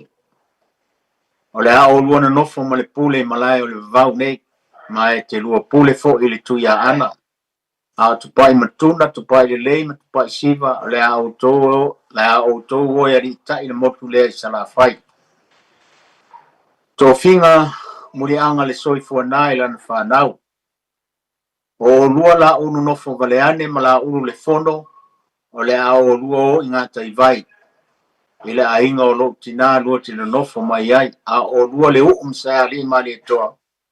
E te lua wha tula fale. O le a o lua tai tu pito e nofo i tonu ia vai lono. E whai mau o lua ari. O oile e te nofo i mama ia. Ma le laulau a whai ari tai a watu vai lono. O oe lava e te pūlea a oe se ari ma le toa. E te nofo i olo maile. A whai ari tai a watu vai lono. O oe lava e te pūlea. Tō whinga vai lono i lana whanau. O lua malai ulu male fono. O le a o lua na nofo lava i a mua nei. Ma o lua tautua i a le tufunga msa fotu la whai. Ai o lua multalo mvaya tangitau. O le a o lua o i le tua tane lua te nofo ai. Ma tautua i a le aula msa le aula. Tō whinga fonti i au duaru whainga tala mai vau ma ale ave. O le a maru oe ma au ngamarano ngā fuafua. O le a maru oe o ma lo. O le a vaa oe o fonti e leo ai ma au ngamarano ngā fuafua. O le a vaa oe tasi e leo ai tu mua. Tō whinga tui manua tui tu i a pole melei ma li wafi. Ia lua na nofo fe alafani a o le au le tui manua o le a au le i aili wafi. O oe pole melei o le a analo tu tina. O le a e a te oe suafi wha toafe wha manatu ai le tōta i afe o tangata i tō sā le tui manua. E pine ai lo tau i tui manua. O le a tu i a te oe le tō o lea ma le fue wha tasi ma le pule te lau ngā mua i tutuila. O polo masavai. O lo tu mua le nā. E te tala i atu le fono i tutuila o polo masavai mo le file e mua le tunu. O le au suia le i malai tele ta u. Ia tuu le ngaoi ai whaasanga tangata uma i tō ina o tima tolu. Ma mea o ngā uma e tari ai maa lope a wha ngā solo ai. O lo uso le toa, o le a iai li swafa o fua au. Ma o le a nofo i le vā tutuila manua. Upolu msavai. Ma o lona lava whaiva o tau. E wha leo pa pā tui manua ma le tui a ana. Tato ua mai lea i le. Mele no fa tu mo mai sa mo ve ani la fa fo mai ula ye sa ta tu tala no ai le vai asu ta wai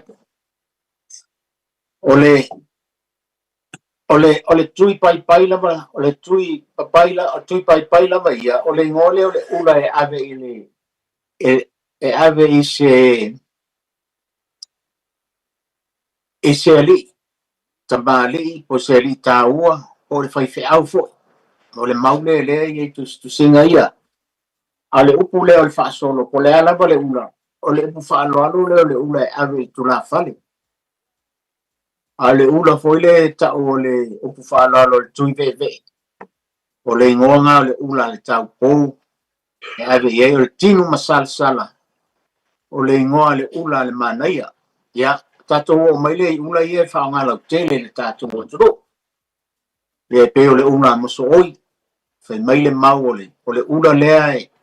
Ula moso oi e whaonga i whaiva o le tāpalolo, whai maile mau, o le manongi le ula moso oi. Le masani eno tele le palolo e tā.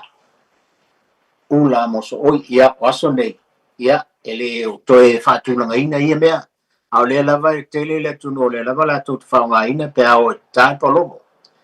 A le vai taimi fōle nei wa, mo ai tono o manu o whaonga fo le ula moso oi ia le se me o ye wa ai pe o le winga o le tato po kalami o le wha malama po le ale tu ai ngā ula e le malama o le tui pai o le ngole o le ula o le whaaloalo o le ula ave i le li po le whaiwhiau ia po le fionga fo ia mpatele o le whaasolo lava ia o le upure ave i le ula ave le tula fale o le tui veve ia o le ngō whaaloalo o le ula ave i le tau pou al tino masal sala o le ngoa whaaloalo leo le ula e ave i le manaia ula maso oi ia e whaonga i le whaiva o le tāpalolo o le ula lau maile e whaonga lava i le telo taimi fo i o whawhia fianga mpo ula wa e pei ai whawhiawhianga fo iam po ula e whai I o tātou no mara le whangai tua. I tele a ina ula le ula lau maile.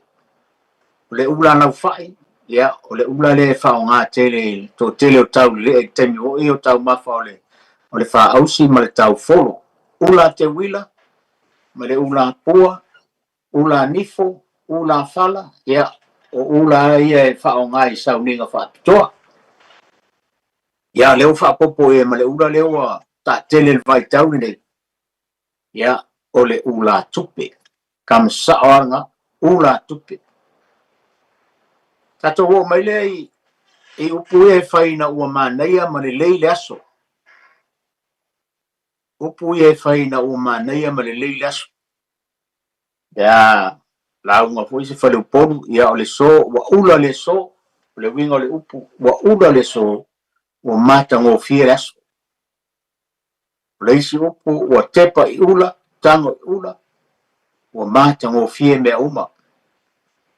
Ia, o le isi upu, tātou whailoa I luma nuu, e leo tua nuu.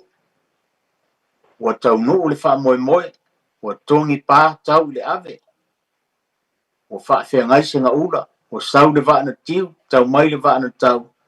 O le ma maulang o le vaa na whao a whalau. Ia nai upu e, tau talangia le tele o whale poru, ia po ai lava, e wha winga tonu le, e nau wa vai ato, ma naia ma le lei mea uma, ia, o le so, wa ula le so, wa tepa I ula, tango I ula, o ma naia mata ngō fie mea uma.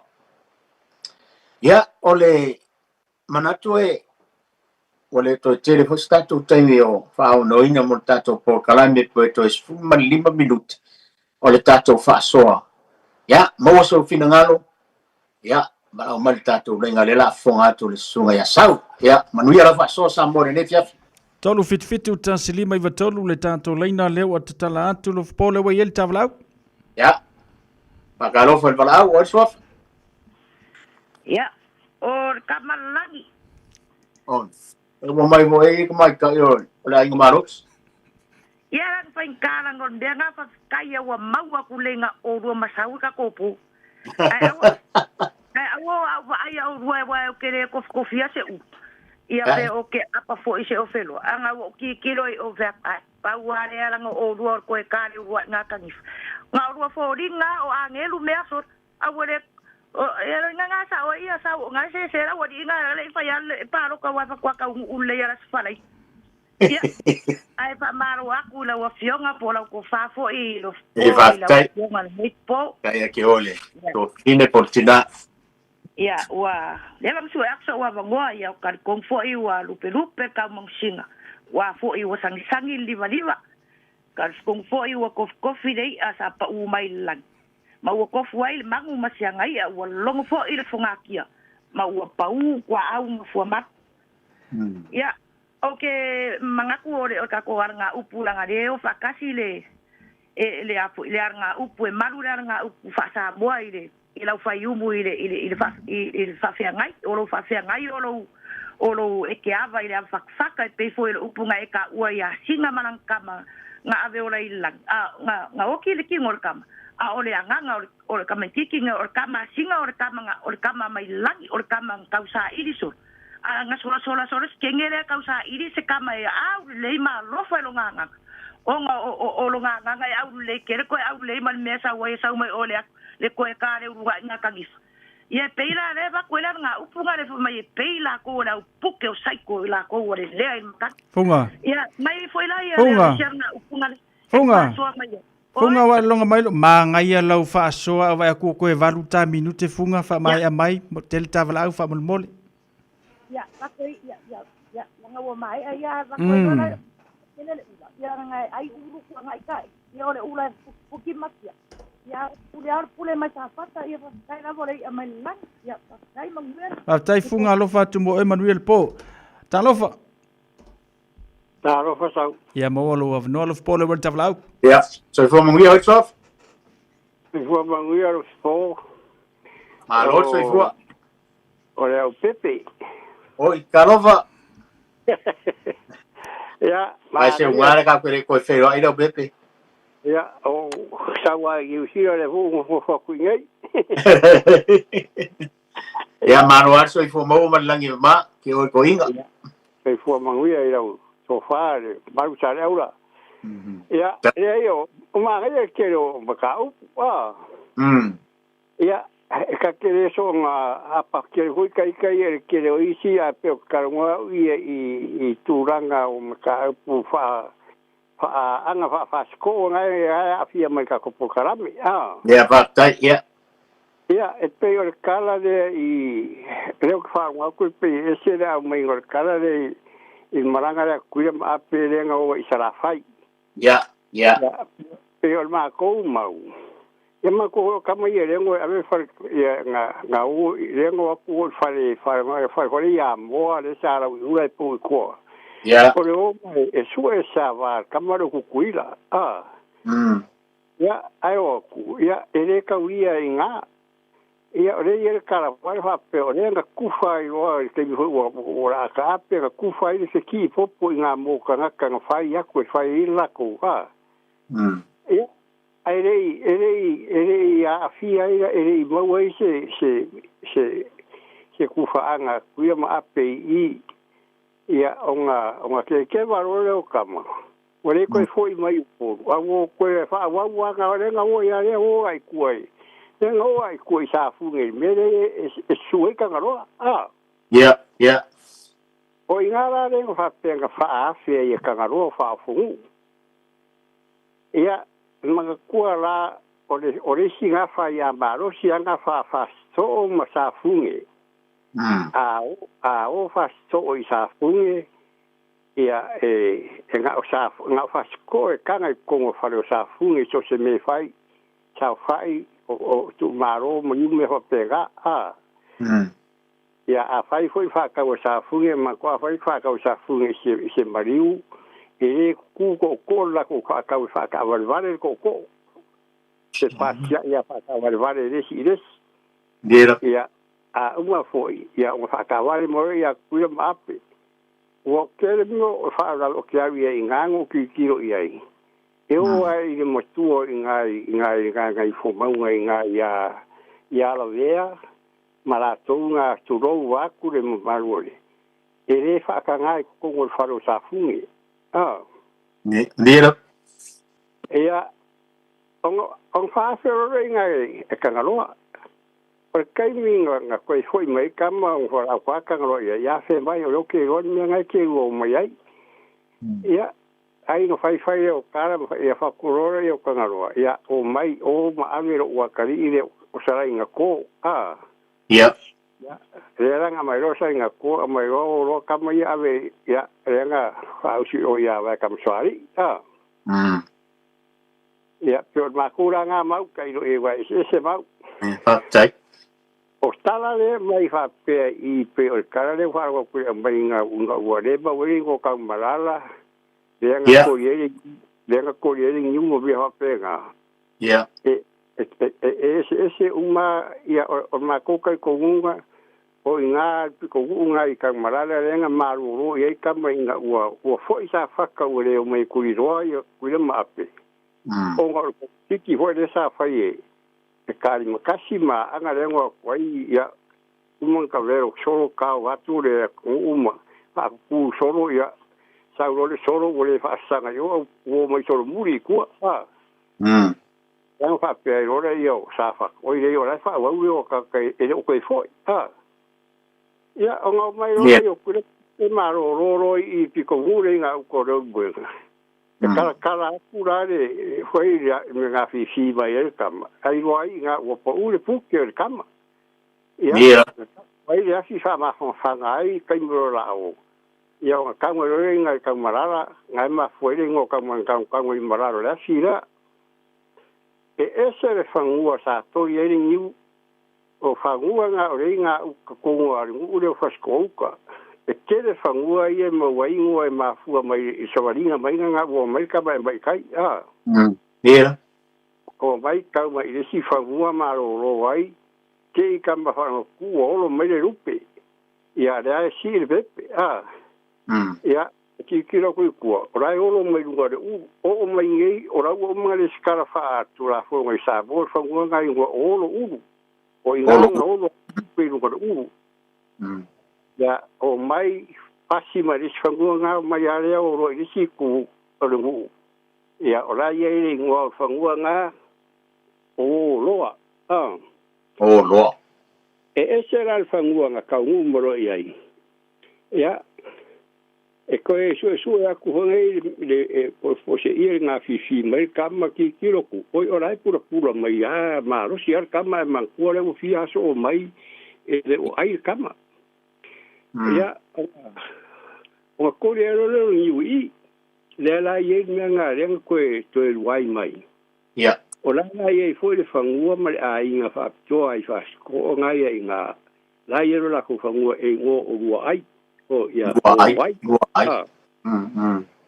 Nga koe mai koe su e aku le ia ki kilo ku pura mai ia nga e whangua nga kau mai ngā rai ngongi o makai koa. Makai koa.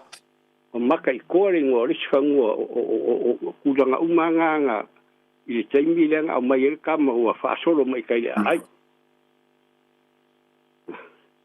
Ia, o ngō mai role ia kau marora ia rea kau rangi au age mā kou ia. O le malai fōre i whastouta. E ngō o malai kia. Malai kia, ia. O le malai ngā rea la lai le tu ua ma kou e fiku o le whare o whastou. Ia, o i ngā ngō mai role ia kara ngō ro kama i o kuira maape.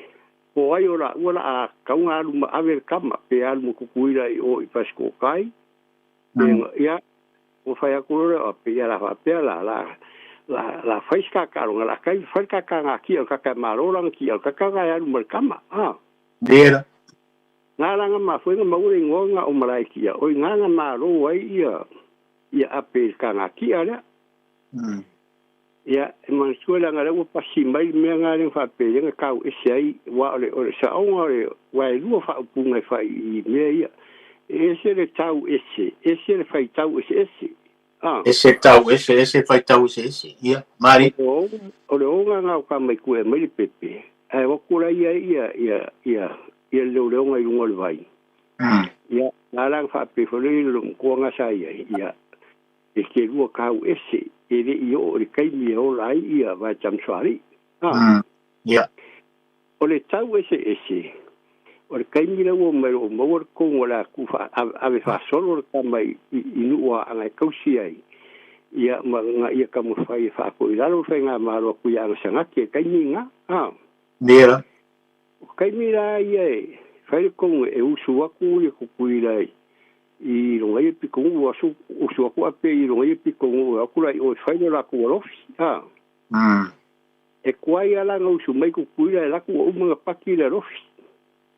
Ia whaasolo kua, rea ngā whamau e fo i ngā sui e le wale ngō sa iai, leu muenga o matatau. Matatau. Ia, o ngā la le ngā sui e roa ia leu muenga i ngā ua keu e rea singe o alpia ia e muenga i. Ka o koi ia lea ho ia maua i ma i le ngō au le, o sio mako ngūre i sanga mea uka po no whari. Ia. Ua koe whaasolo mai kama i ia mai a ngofo mai kama i runga o soli. Ua i rawa ngofo mai runga le ri. Ia le mo ure ngō i ngofari. No fipo la ve faua o sau nosi tamā ia mana ia le whaasoa o vai atua lama whai ule tātou taimi whaamulmole pim whai ona whaamatafi mai lo sanua.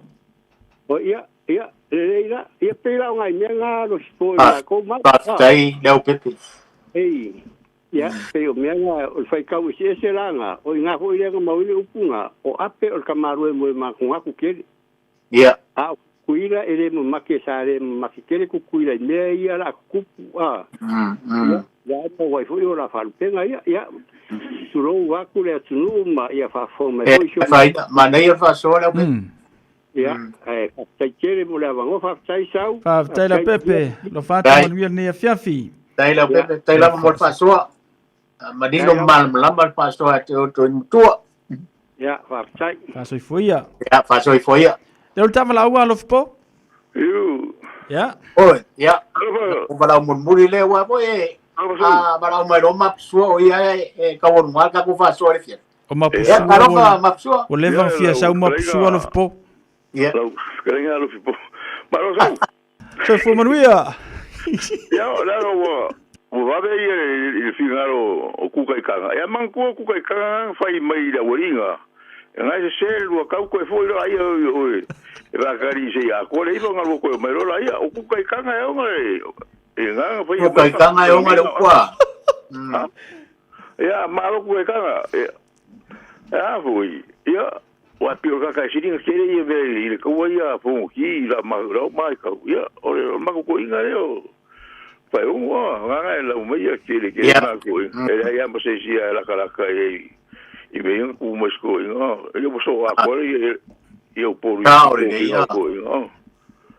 Aí eu apelo me aí lá olhe você ngale você com fim se nga que vídeo que popo com papel cara lá mal o ngale isso lá ali ia faculo com ia falar ngale o vai lá que eu será ngo com ngale o ia eu vai ele eu vou olhar ia você lá com ngale fa ia vai com fa ia vai com pessoa ya ole vai ideia que cá o cara le papel ele vai e Macaiba. Ele é um bueno. É. Macaiba. Ele Macaiba. O que como ele se vai ele. O cuiang o ele vai ele cara papel ele vai fora ele pá. Ok. Yeah. Essa malu ele cuiang. Ele vai ele cara manga papel nga we pá e puro cuiang. Ya o vai que ele vai menga mo nga.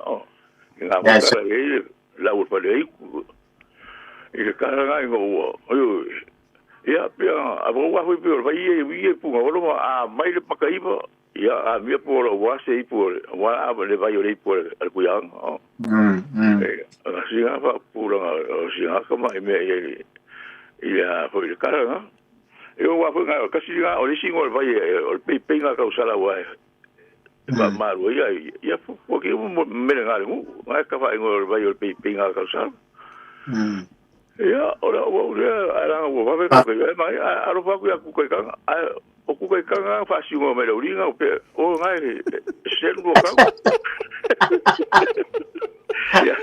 pa tai mapsua ia maro lo mari fiafi ka ko pero ai foi vai sfo ko igual ka nga lo le ngol ko nga sai vai ya sa o ku ko kanga ra Ja, no vatu mapsua, ma ni al nei po.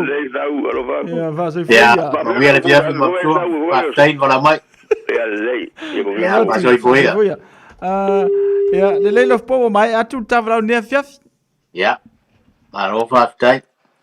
Ma nei e fa so mai le o pepe vai ngale. O sa ola le o tala e fa pe o ta mai tu o. Le le o pule fa mai ke ro ka wisi. E lua tau se mana ia whamtaranga le whamana matiri mai foi e wa le aunga leo tatou porkalami sau le ia nau whai atu e mau se ale tunu ia e mai se ai lato e mau ale no ia pe whasto o ma ia leo wa o mai lava le fina ngaro leo pepe ia o sa o amal tonu nea a tonu foi e foi stasi e no wale lava tata ia e fa o tato por kala mele mol vai fu pe va pe ini fisili anayo e foi ale a o vidi a tu pe a eu fa fu mai jamo e ka kuanga mai e kari uma fisili vai so le pe a ka mai va pe wolf tala ia sel ia Samoa ole tato por kala mele na le va fili nei fiafi ole asa auto fa fonga e tau le tau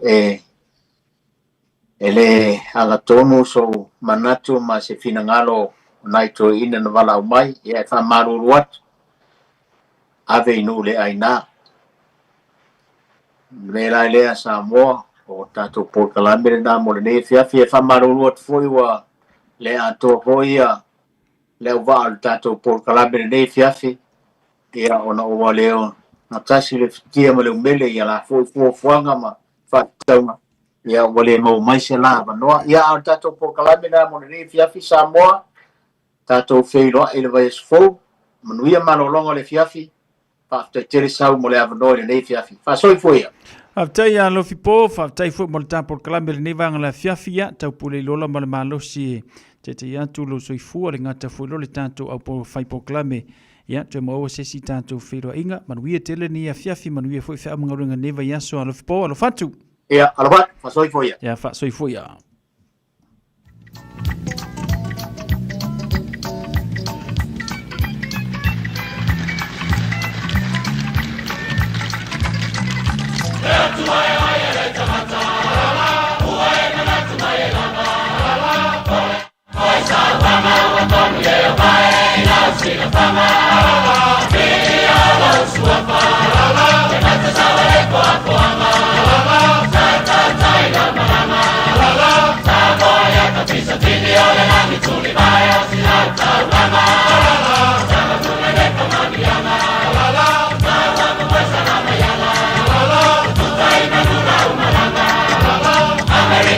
Praise the Lord, wasela tusama la fuele pasa.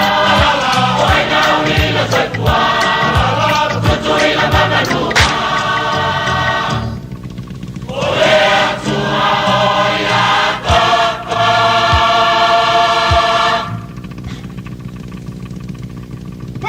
Opa maena.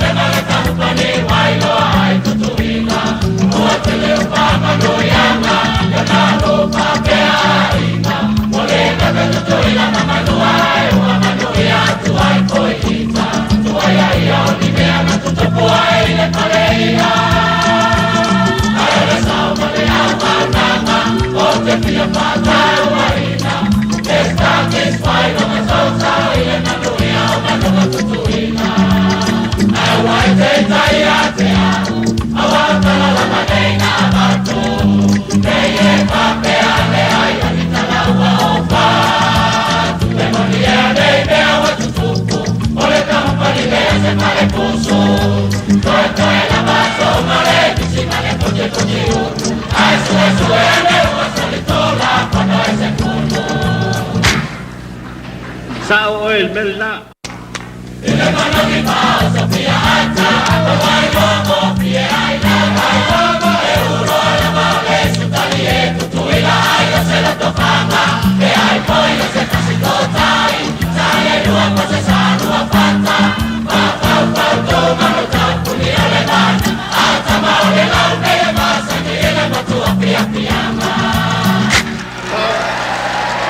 Hello.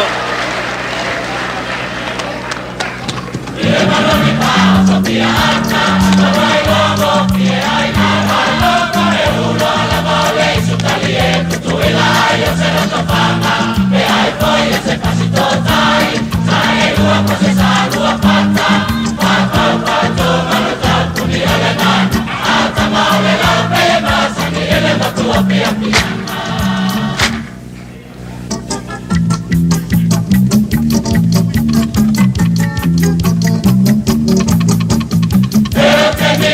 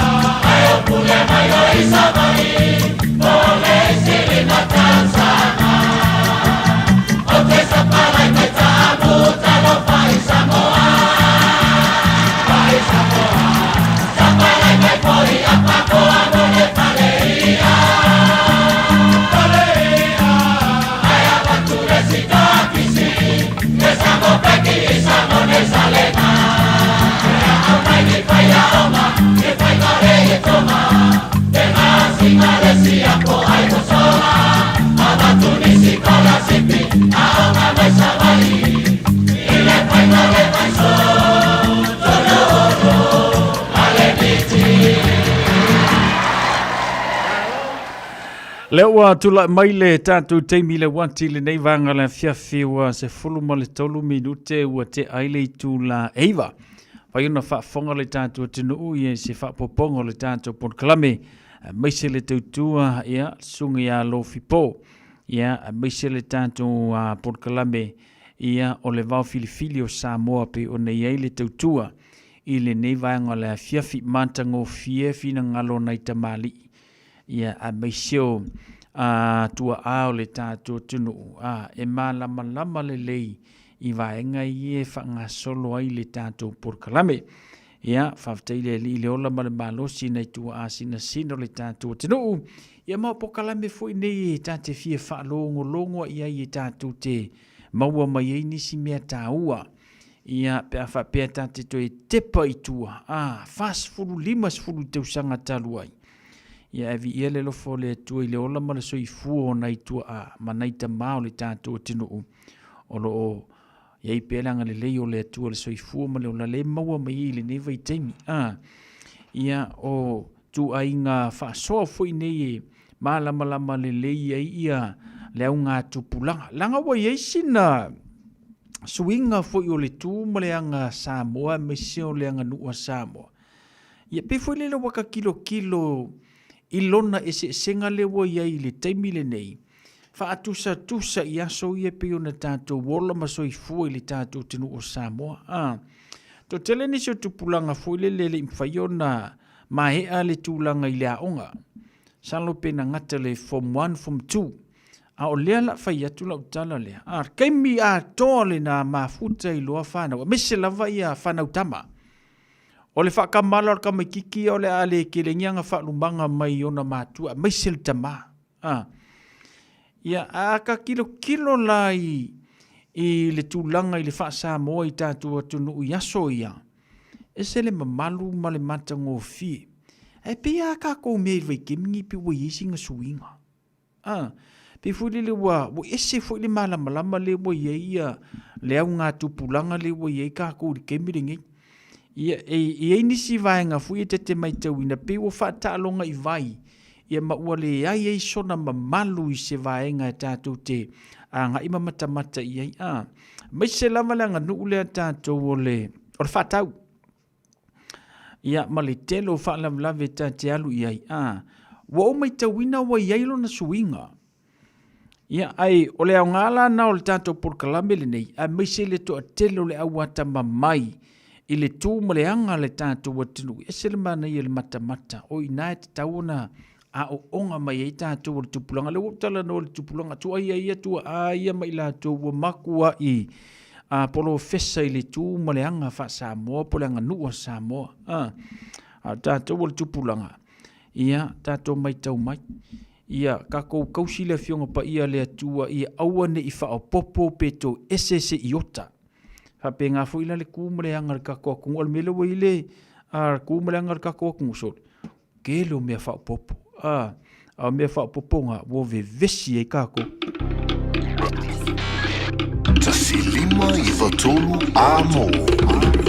Radio Samoa. O te me whaari ai le tāleni al tamaha i lunga o le leitio. A wale aso whapito o tamaha ua la tamai. A whai e whiwhia lau tamaha e tautala. Whai tala maalie, pe whai ana whamtalanga e winga i talonga. Ma tau te wala uria o ia e awai, i le tauwanga. Tamaha whaasaralau a le Radio Samoa. Po e se vilo po e tusa ma le tolu se furu leono se furu se kone. O lo whaatino ai e lau tamaha le whonga ino le talonga le manu Samoa. O le kamuni TikTok. O le tamaha e sili ana reactions i lunga o le Facebook. O le amanu malo i se whailonga, mo le aso whapito o tamaha. Lafo mai lau vilo lo penga te whailangi, radiosamoa.co.nz/dad. Po le Facebook Messenger le Radio Samoa, e whaangata tato vilo i laso whao si tema. Ma o le nei tauwanga, e whaapitoa mo tamai ni sila. Ia manu e tele la sao tama umalawa o le lalolangi.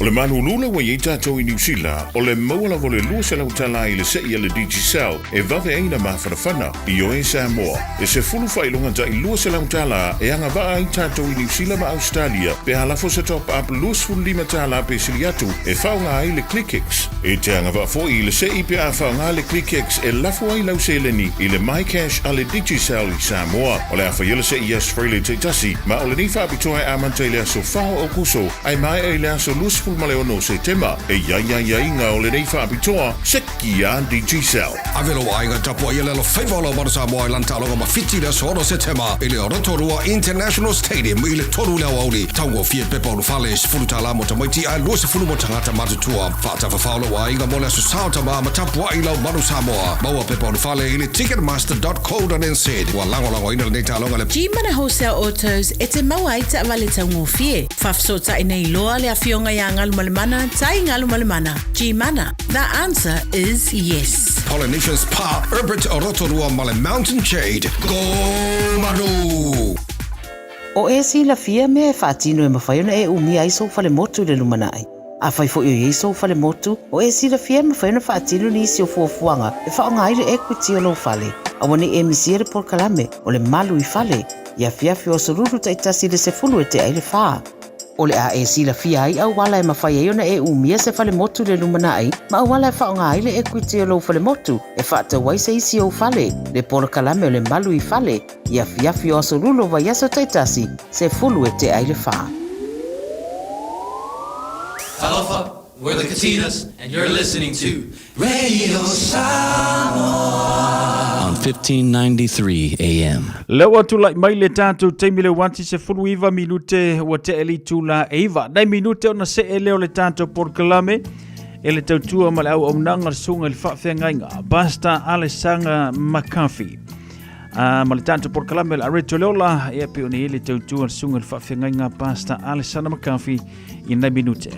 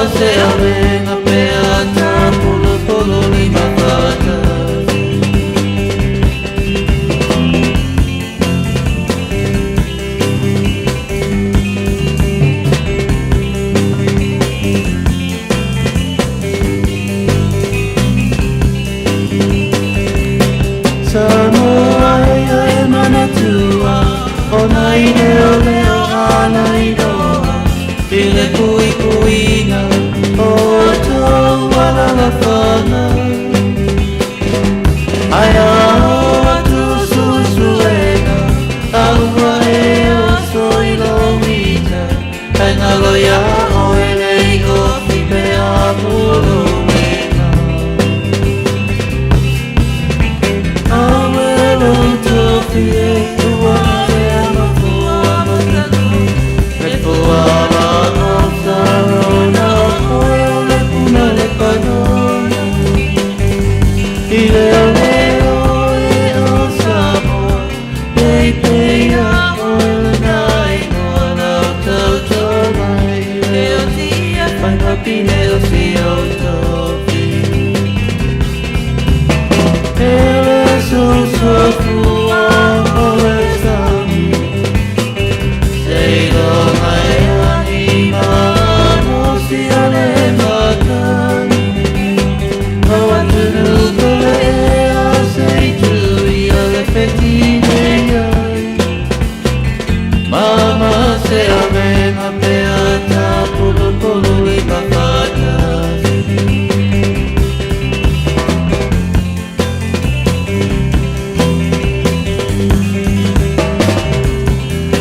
Lea ua tulai mai le tātou teimi le wanti luas furulima minute le ua te aile tulaiva ia ua taunu mai fo I ma le tātou porklame e le tautua ma le au unanga ia a le au auna le atua Pastor Alessandra McCarthy ma le tātou porklame o le Areto Leola ia pei ona masanila na tautua ia fiafio solua te tasio le melea o si mai al whaafonga sa paponga le tātou porklame Areto o Leola.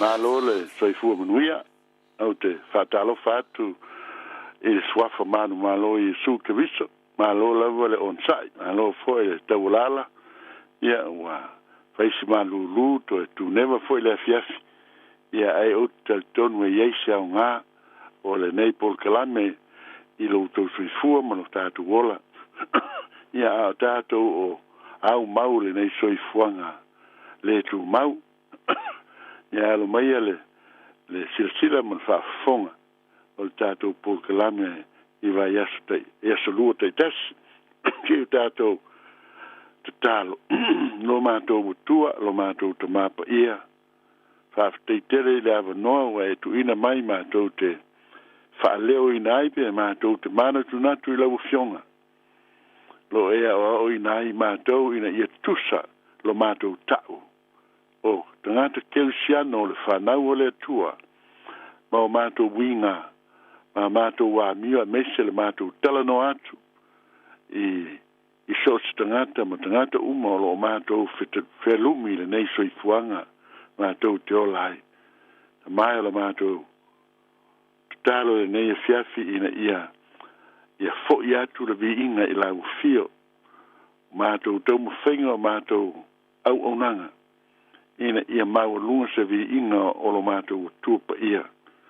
O le na alofa mai, a wina mai le soifua o lo na alo pele, e soifua maola ia ma a vea ai o ia ma taulanga mo le whaamanga le ino anga sala le langi.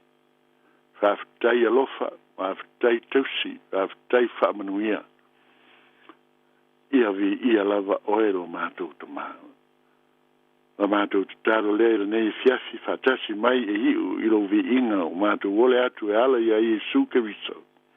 Amene.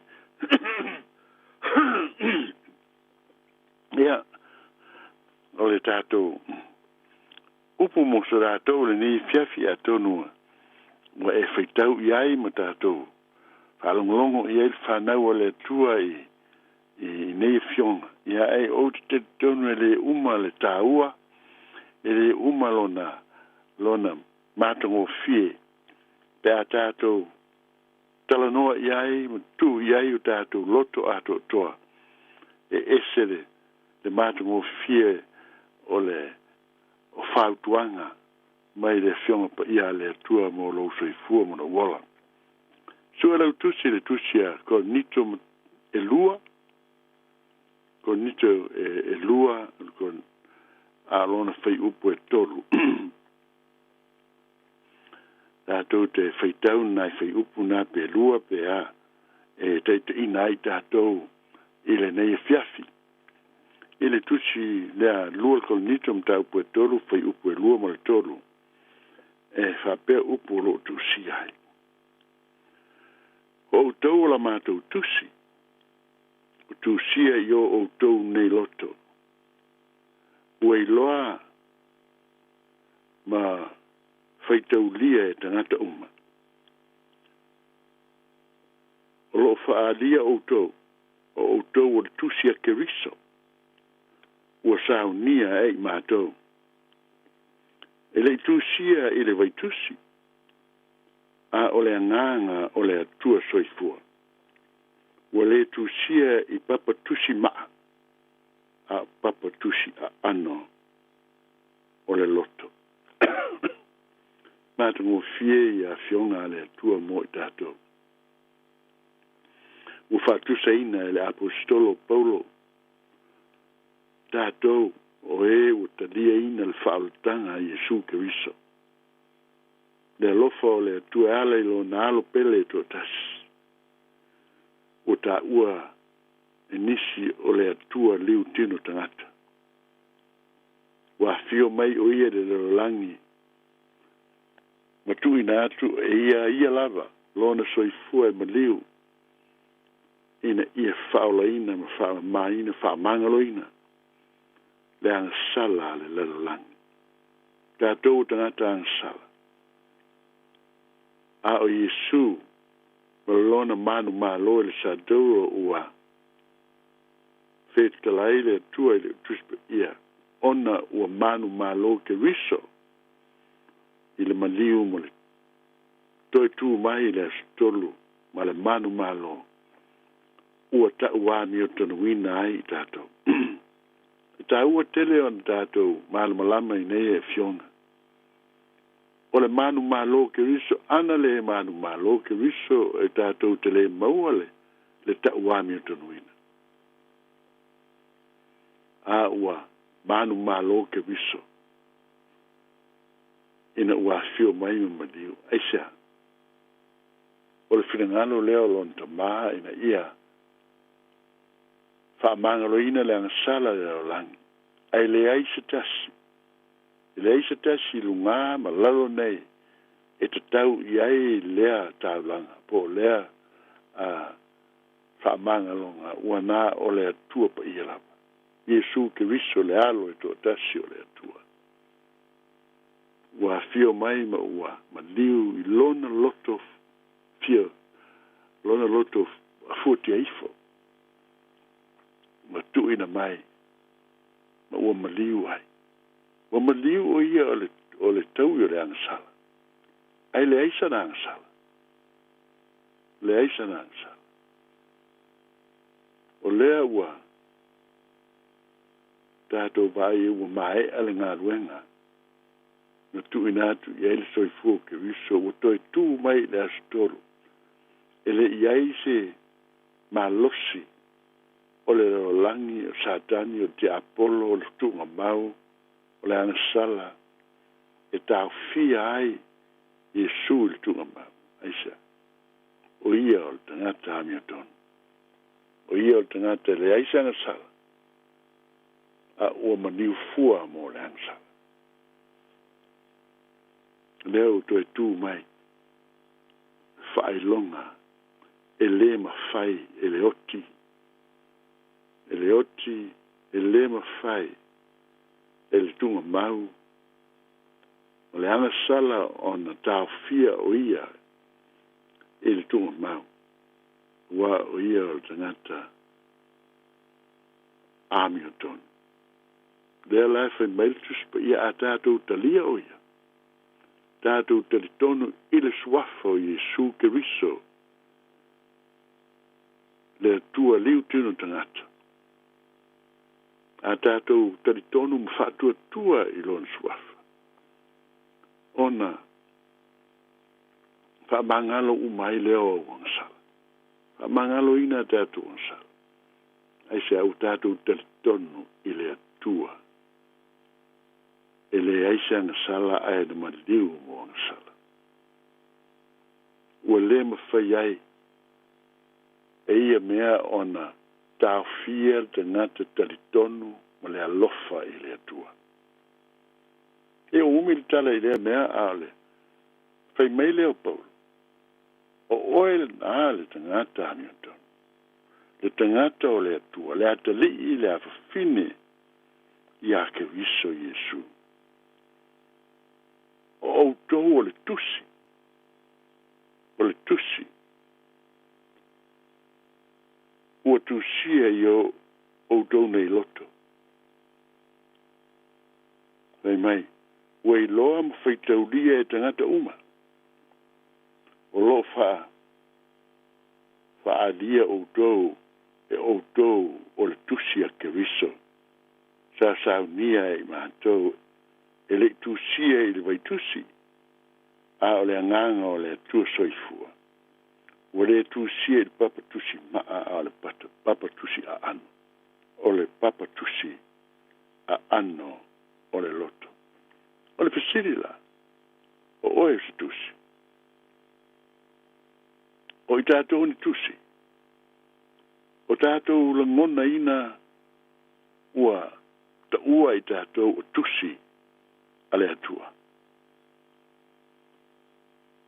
E au na tātou te lia ina o le nei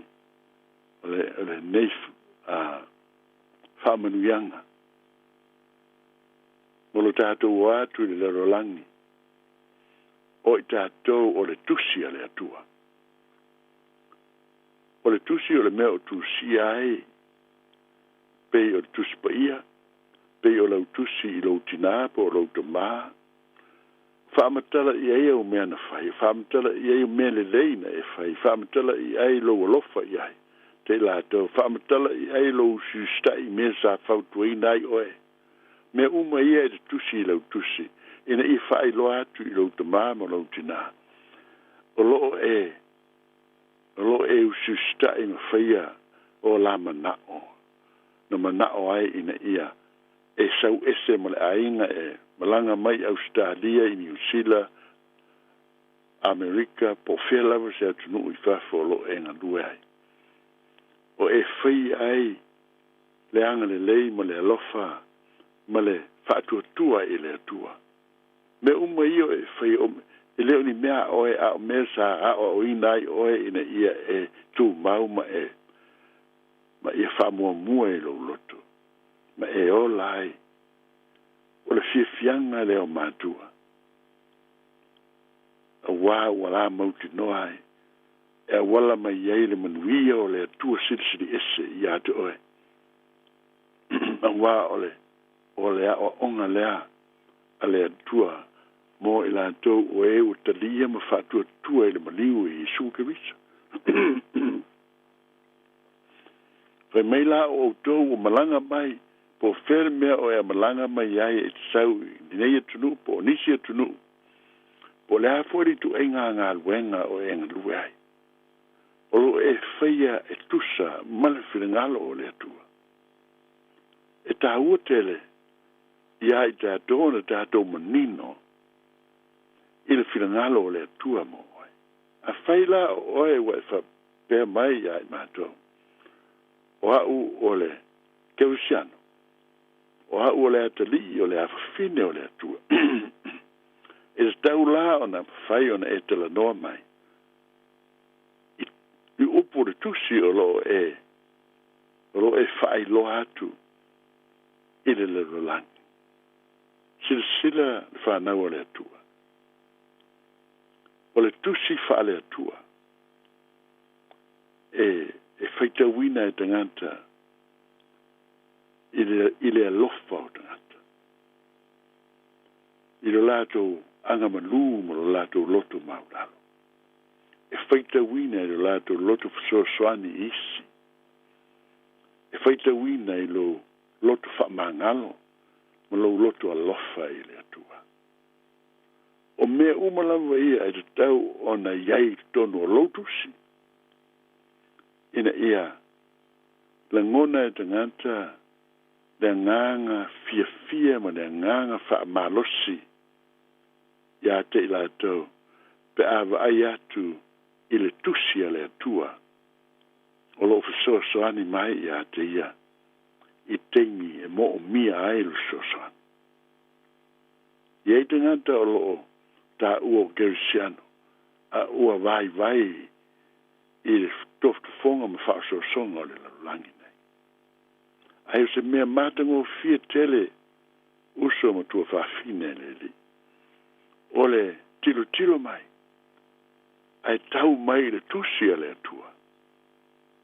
O loo tu atu ma le whamalosi, tu atu ma le lotu tele ma le whatua tua e le ma lue. Tu atu e fiso soani I se tangata, I nā tu whaafine o uso, ta mā o whanau o ailava, o se mea whaafia loto. Pai mai tala ala apostolo I tangata. E lei, o lo whaitaulia E tangata uma le tusi. O lo whaadia o dou o le tusi a Keriso. O dou le tau whaadia.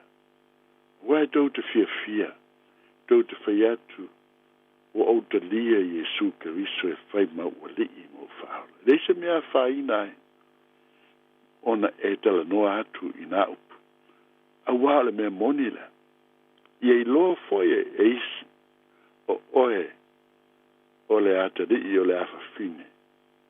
O oe o e ola o le tusi a Keriso mo I lato. A whai ere mwhai on tātou, whai atu se winga, a lofa ma se winga, whaamalo si ai lo usu atangata. A tono ai upepe upo o le tusi. E hao ne toi whaolola. E hao ne toi whaolola wa o le whiringalo pa ia leo le atu. Ai tau na ola. Ai se ati tau e na ola. Whai mai ara apostolo. O le tusi e le tusi e ni I se peni maa. Mo tātou I lofo I mesa whaongai sa mo e aso ia. A onga whaifi auma. Mo le maa, o le whatafa. Ia marita mai pe se te mai peni foi. A o le maa fo. E ola la. E tusiei me lungole. O le maa le tusiei le. Pe tusiei le numera, pe tusiei le lofa I a Jesu, ma le lofa I le li. Toi to pe. E tusim te pe wa o le maa le se metele. Ai fai mai la apostolo. E o fa pena o do. A ua tusia e fai mai o le vaitusi.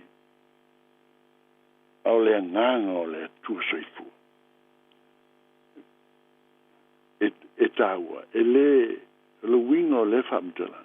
A tusi le loto e le to e pe. E le to e solo ia ese. E le mawhai ana solo ia ese e tu mahu wai pea I le loto. Ma ali pea e whaitawina pea e le mawhai ona suia. Ioe. E mai ua whaitaulia e tangata uma. O loo whaadia o tou. O tou o le tusi a Keriso. O sa mia e I lato. E I mato. E lei tu sia le vai tusi. A o le anganga o le atua soifua. O le anganga ne ia tu sia I lo loto ma lo loto. Ia. O le tu sia I papa tusi maa. A o papa tusi a ano. O le fatusa lea wa mai e tusi pa ia ina I tari loae. O se mea o whaia le atua ina ia tu mau ia te tato. Ai rei se mea alaina tu e ese. o se mea mātango whitele, se mea le lei e au na tātou wola ai, ma tātou whaailoa atu i le langi. O i tātou o le whanau o le atua.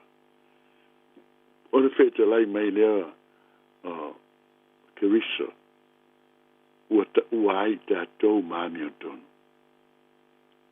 E tātou te ofo. E le lata lo tātou wola whātua tua ise awala i mawhai ai o na tau āmi o tonu ina i tātou lava le lei e le mawhai. A o le lei mo le pa ia o le ali o Yesu Kerisa. Wa mawhai le lona mana o na whaare le ina whaapa ia ina ma wha ato to ina i tātou. E whai maami o tonu ale atua. Ia tātou wha malolosi malo te tele ele nei whai upu. Ia vei tātou on tangata wha malolosi. Tangata lote tele ele ali. Tangata tutuila na fionga. Tangata i tari tonu mwhatua tua le swafo Yesu. Tangata ia tātou moli mau i le sirisiri ese o le atua. Wana o ia le atua moni tātou te ifo au ona iai. O ia o le ala o le upu moni ma le ola. Le ai se tasi alu atu le tama. Na o Yesu Kerisa. O le e o le tusi lo tātou o a mio ai. O winga ai. Tātou wola ai. Ma tātou fola atu i le asa mo le asa. Ia vi ia le atua i le nei e fionga o tātou whalongolongo iai. Ma ia a vea pea le swafo Yesu e whai ma tai tusi maka te tele o tātou loto manga. O i tātou o le whanau manu manoe ala ia Yesu. O tātou o li i mo le whaola. Se o tātou te talo. Lo mātou te mai o i lang. Ia pa ia lo swafa. Ia o mai lo mano. Ia mātou wola whapei o na e whina ngalo ai. Te mai ia aua lava nei tina e seina a fionga o loo tuusia i o mātou loto. A ia a vea ma tusi mata tele mātou te winga ai. Mātou te amio ai, mātou te ola ai, a mātou fola atu, i o le mātou wola i le soifuanga nei. Mātou te talo te mai ina ia, a vea lea ma o ngai ai mātou oe, o lo o muri tu i o tūlanga ao. Ina ia o mātou tau whaiui na mātou vai. Ai mātou te fola atu, ia a vea i mātou ma e malolosi, i le whatasi mai o Yesu Kerisa. Ina ia mātou whai ai le ami tonu. Ma ia mātou lote tele le li. E tausi lana fionga pa ia. Ma ia vi ia e pēr lona swafa ma malu. Whatasi mai le tuai le nei po a mātou malo lo. Ta mai o lau fio e manu iai. O au wavenga mātou te toi ala mai ai le tai au mua i le manu iai. Mātou te talo le li ia ina ia i mātou le mana, mātou te toe no nofo ai i lunga ele, malamo lama o mua. Ma ia mātou au ngā, ina ia mātou whailo atu, le fionga pa ia le atua. Ma ia mātou tālai atu, ma ia mātou whailo atu, le tusi o i mātou o le tusi a Kerisa. Ina ia fia iai la tau o e whaitau iai. Maolai. Whaftaita mai i la wa onga mo i mātou le ia fiafi. Ia tu mau lava i la wa fio o le malu mo le sisi esa. Fio mai i o mātou mātua o nisi o whanau. O lo o iai le ti ngā mo le maftianga i le nei teimi o le fiafi. Talo i lau wha malolonga ta mai. Ia ave seina ti ngai o latu tino i le swafa o Yesu Kerisa lo mātori. mātou te talo i le talitonu ma le whatuatua. A e whirangalo iai. E ave ese ina le tinga. Whawhitai te mai lo whawhafonga mai. Whawhitai lo iau wawenga o mawhai ai o na whamalolo ina o mātou te māmati nā ma whanau. Mei ti ngā lo whengai mai lātou. E a vea i mātou. O e ola malolo ina le ali. Ona o le mana o le sātauro Iesu. O e whato i lalo ina aile ang sala lala. Ala mātou te talo lea. O mātou bala watu. E mātou vi ia i bea lau fio. Nei maso umai whaavavau. Whaavavau lava. Amen. Ia ole. Ta upu nā po se. Na ngona le nā o le nei fiafil. Tātou maftanga mai o mafuta mai. Ia whaamanu atu le atua i ata oe. A tātou toi wheroa i le nā so lua mua mua. Ia nei teimi. Whaasoi fua ia tā. Le tātou maftanga e le swafo i su. Soi fua ia.